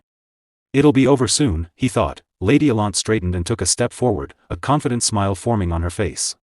It worked. I've cornered Eiseline, she thought. There's no way she has any mana left. I still have enough. I can cast magic arrows or ice spears at least 2 more times. That's more than enough. I've won. But just as that thought crossed her mind, a cracking sound echoed. Lady Alant's eyes widened in shock. The ice shield began to fracture from within. Before she could react, a hidden fireball burst through the shield. Lady Eiseline had cast it in secret, using the ice barrier as cover. With a desperate motion, she released the fireball forward, but the force of the spell pushed her backward. She lost her footing and fell hard onto the ground, her face pale with pain as she struggled to control herself. Meanwhile, the fireball surged toward Lady Alant, shattering her moment of certainty. As Lady Eiseline fell to the ground, she could no longer control the fireball. It veered off course, narrowly missing Lady Alant and shooting up into the sky. Lady Alant stood still, momentarily frozen by the sudden attack. Then she slowly calmed herself, remaining silent as she watched Eislein. On the ground, Lady Eislein's body trembled. She had exhausted nearly all of her mana. Looking at her shaking hands, frustration filled her thoughts. Please. Just one more time. If I can just do a little more. She tried to gather mana again, attempting to cast another spell, but only a faint trace of energy formed in her palm. It wasn't enough. Lady Allant stepped forward and stopped in front of her. She said nothing, simply watching her opponent in silence. Lady Eislein slowly lifted her gaze. As her eyes met Allant's, fear began to show on her face. Lady Allant's thoughts swirled in her mind. To be honest, no noble lady in Ebelstein shone brighter than her. But where there is brilliant light, a shadow is always bound to follow. And that forgotten, dark corner had always been where I stood. You were born with everything and pampered your whole life, weren't you? Did you really think people would always be kind to your face? Hey, look over here. Show us that face you make when you're losing it with rage. As Lady Allant looked at her, Lady Eislein still wore a gentle, almost radiant smile. She was like a precious gem, the more she was polished, the brighter she shone. That radiance was so blinding it completely overshadowed me, dragging me deeper into an abyss of inferiority. Even so, I kept sharpening my blade in that darkness, telling myself that one day I would surpass her and prove my own worth. That I would crawl out of this bottomless pit. Snapping back to reality, Allant found herself still standing before Lady Eislein, who remained on her knees, exhausted, her mana nearly depleted. Her trembling hands betrayed her disbelief. Yet Allant continued to think, even in this state. Lady Eislein is elegant, composed, and beautiful. Even with her hair in disarray and her body covered in mud. Even after stumbling and falling in front of everyone. How can she still maintain that perfect, calm expression? It's as if she has no image she's desperately trying to protect. She's just always herself, giving everything she has to the task right in front of her. The crowd erupted with shouts, "Go for it, Lady Eislein. You can do it, I know you can. Get up, Lady Eislein." Still on her knees, Eislein struggled to steady her shaking hand. Allant stepped forward, raising her hand as she tried to form another flame arrow. But then, her gaze shifted briefly toward Derrick. Can I really win against Eislein? I'll be able to win soon enough. Mana gathered once more in her palm, flames flickering to life. Yet beneath her, that dark, negative energy continued to surge and coil, threatening to consume her again. So this is the end, then, but even if I win, in the end, I'll just return to where it all began.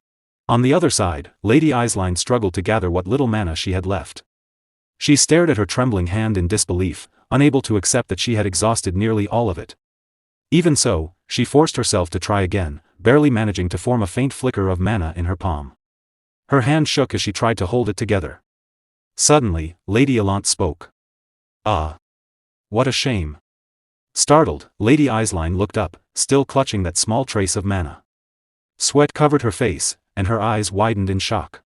Across from her, Lady Allant simply waved her hand calmly and said, "I'm out of mana." Eislein couldn't understand. She stared at her in disbelief. Allant continued. "You really are amazing, Lady Eislein. I suppose I still can't beat you after all." Eislein remained frozen, unable to process what she was hearing. Then, with quiet grace, Lady Allant placed her hand over her chest, bowed slightly, and said with a gentle smile, "I forfeit." That was an incredible match. Eislein's mouth fell open in shock. She couldn't believe what had just happened. The crowd erupted to their feet, clapping and cheering loudly. Lady Eislein is the best. Meanwhile, Allant simply looked at her with a calm smile, as if a great weight had been lifted from her shoulders. Eislein, however, was still on her knees, her eyes wide with disbelief, unable to accept her sudden victory. As the match ended, Eislein's friends rushed over to her. "Congratulations, Lady Eislein. When did you learn 2-star magic? That match left me speechless." Eislein, still overwhelmed, blushed slightly and gave a gentle, shy smile. But then her gaze shifted toward Lady Allant. Allant was already walking away silently across the arena, leaving Eislein surrounded by her friends. Nearby, Derrick stood reading a book. Noticing Allant approaching, he closed it and slipped it into his pocket. As she stopped in front of him, Allant said, "Well, you saw it clearly, didn't you?" Derrick replied calmly, "That's enough." Allant smiled cheerfully. "You're surprised, aren't you?" Even someone like me knows how to accept defeat. You should have seen Lady Eiseline's face just now.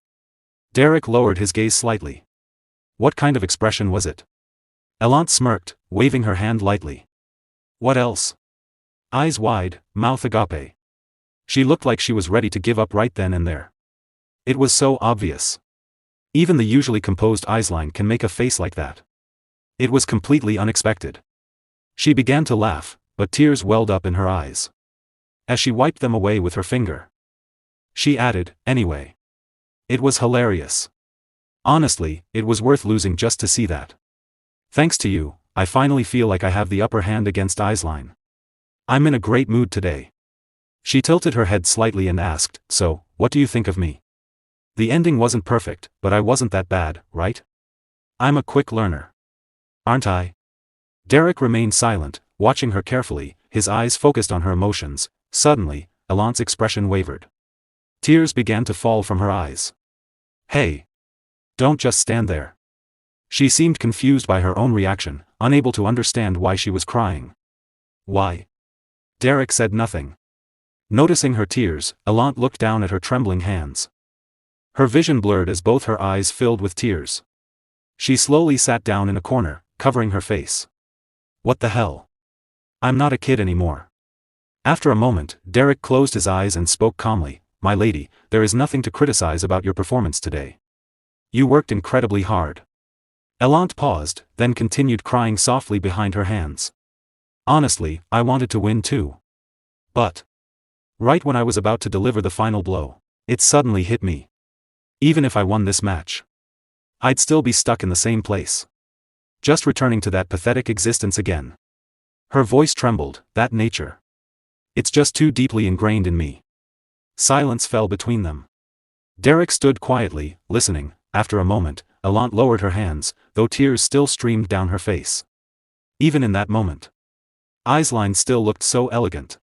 She gave a faint, bitter smile. When it comes to self-doubt, I think I've beaten Eisline by a mile. Derrick replied, I'm not that different from her.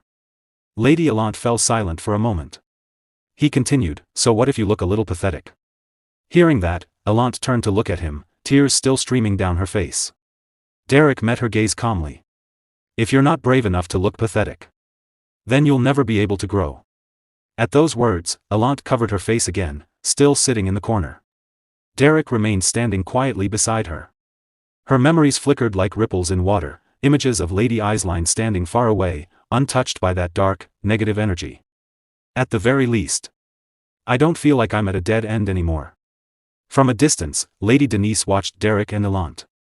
Then her gaze shifted toward Lady Eisline. Stepping forward into the arena, she approached as Eisline's friends lowered their heads. We'll take our leave now, Lady Eisline. Today's match was truly impressive. Eisline replied softly, thank you, everyone. As they departed, Lady Denise stepped closer with a gentle smile. Lady Eisline, you were brilliant once again. Watching your duel gave me goosebumps. Eisline looked at her and said quietly, Lady Denise. You noticed it too, didn't you? In this match, I wasn't the real winner. Denise lowered her gaze slightly, smiling but remaining silent. Eisline looked at her in confusion, unable to continue. After a moment, Denise spoke.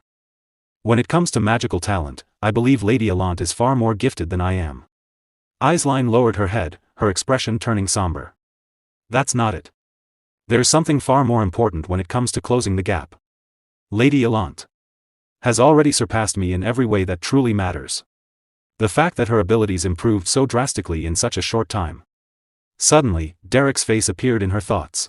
Startled, she quickly shook her head and turned to her maid. Daisy. Yes, my lady. I need to send a letter to the main estate. Then she turned back, her eyes sharpening with determination. Derrick. I need him. The scene shifts to the Duplain household, where maids and servants carry out their daily routines. Inside, Raymond Oswald Duplain sat reading a letter, his expression tense. Dreist Wolfzil. What is a 6-star travel pass doing in Ebelstein? He murmured with concern. Across from him, Valerian Duplain looked at his father and replied, the reason is unclear, but it seems the customs agreement was moved forward earlier than expected, likely in response to Sir Dreist's movements. Raymond fell silent for a moment, lowering his head in thought. I was wondering why the Count of Belmiard was coming to Ebelstein of all places.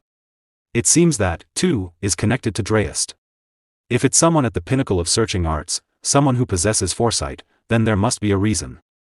Seated on the couch, Valerian continued, Father, a letter has arrived from Eislein. They've sent a request to find a magic teacher. Raymond looked up at him. Can't you simply find one for her?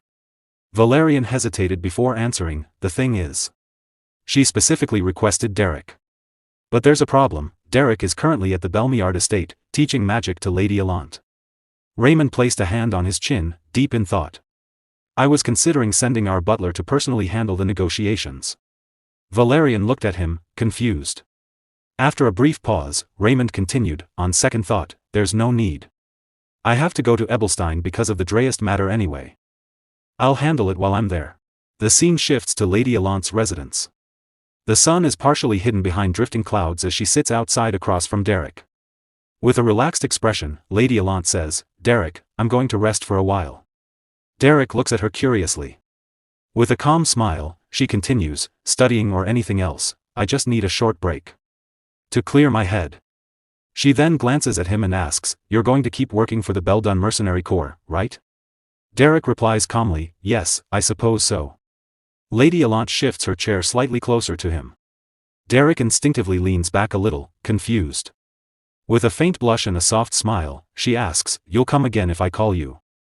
Right? To teach me magic. Derrick pauses for a moment, considering her unusual behavior. Then he gives a small smile. Of course. Though I'm not sure there's anything left for me to teach you. Lady Allant leans back in her chair, stretching her arms with a light, teasing smile. Geez, what's with the uncharacteristic humility? Then, in a brighter, cheerful tone, she adds, Wow, winter is finally coming to an end. It was a long one, wasn't it, Derrick? The scene shifts to the Beldun's tier. It is already night, and warm lights glow from the windows. Suddenly, the door opens. Pelline, who had been playing a card game, lifts her eyes toward the entrance. She has just won, and her opponent groans in defeat while she still wears a greedy, satisfied look. The moment she sees Derrick enter, she quickly raises her hand and waves, Derrick. Derrick's uncle also notices his arrival. As Derrick steps inside, he smiles calmly and says, I'm back. The scene shifts again. A carriage speeds along the road as the sun rises higher in the sky. The horses gallop steadily toward Ebelstein. Inside the carriage sits Belmiard, silently gazing ahead. Waiting to reach his destination, meanwhile, at Lady Allant's residence, she sleeps peacefully in her room. Suddenly, someone knocks on the door. Hearing the sound, Lady Allant pulls a pillow over her head and groans, come on. I said I'm resting starting today, so no lessons outside. Her maid stands nervously and replies, My lady. I think you need to come out and see this. Still half asleep, Lady Allant lazily gets up and walks toward the door. No, why? I told you to just say I'm not here. She opens the door with an annoyed expression. Didn't you hear me? From today, before she can finish, she freezes. Standing before her is her father, Belmiard, smiling brightly with teary eyes. His expression full of affection. Oh, Allant. It has been quite a long time. My pride, my jewel, my treasure. Startled by his sudden appearance, Lady Allant immediately slams the door shut. Inside, panic sets in. Why is father here? After a moment, she forces a nervous smile and speaks through the door, trying to sound calm. Father, what brings you all the way here? I'll just change my clothes and be right out, please wait a moment. Outside, Belmiard continues warmly, Oh my love, my jewel. But the door closes again before he can finish, leaving him standing in silence. A few minutes later, the sun shines brighter outside as the clouds slowly drift away. 2 cups of tea rest on a table. Belmiard, holding his cup, speaks calmly, the young lady of the Duplain family. She surely wasn't an easy opponent. Lady Allant nervously waves her hand with a small smile, Yes, but I learned a lot from her. Taking a sip of tea, Belmiard continues, If that mercenary teaches so well, it would be best to keep him exclusively at the Belmiard estate. Hearing this, Lady Allant looks surprised. But the vassals will oppose it. She says hesitantly. Belmiard laughs softly. Don't worry.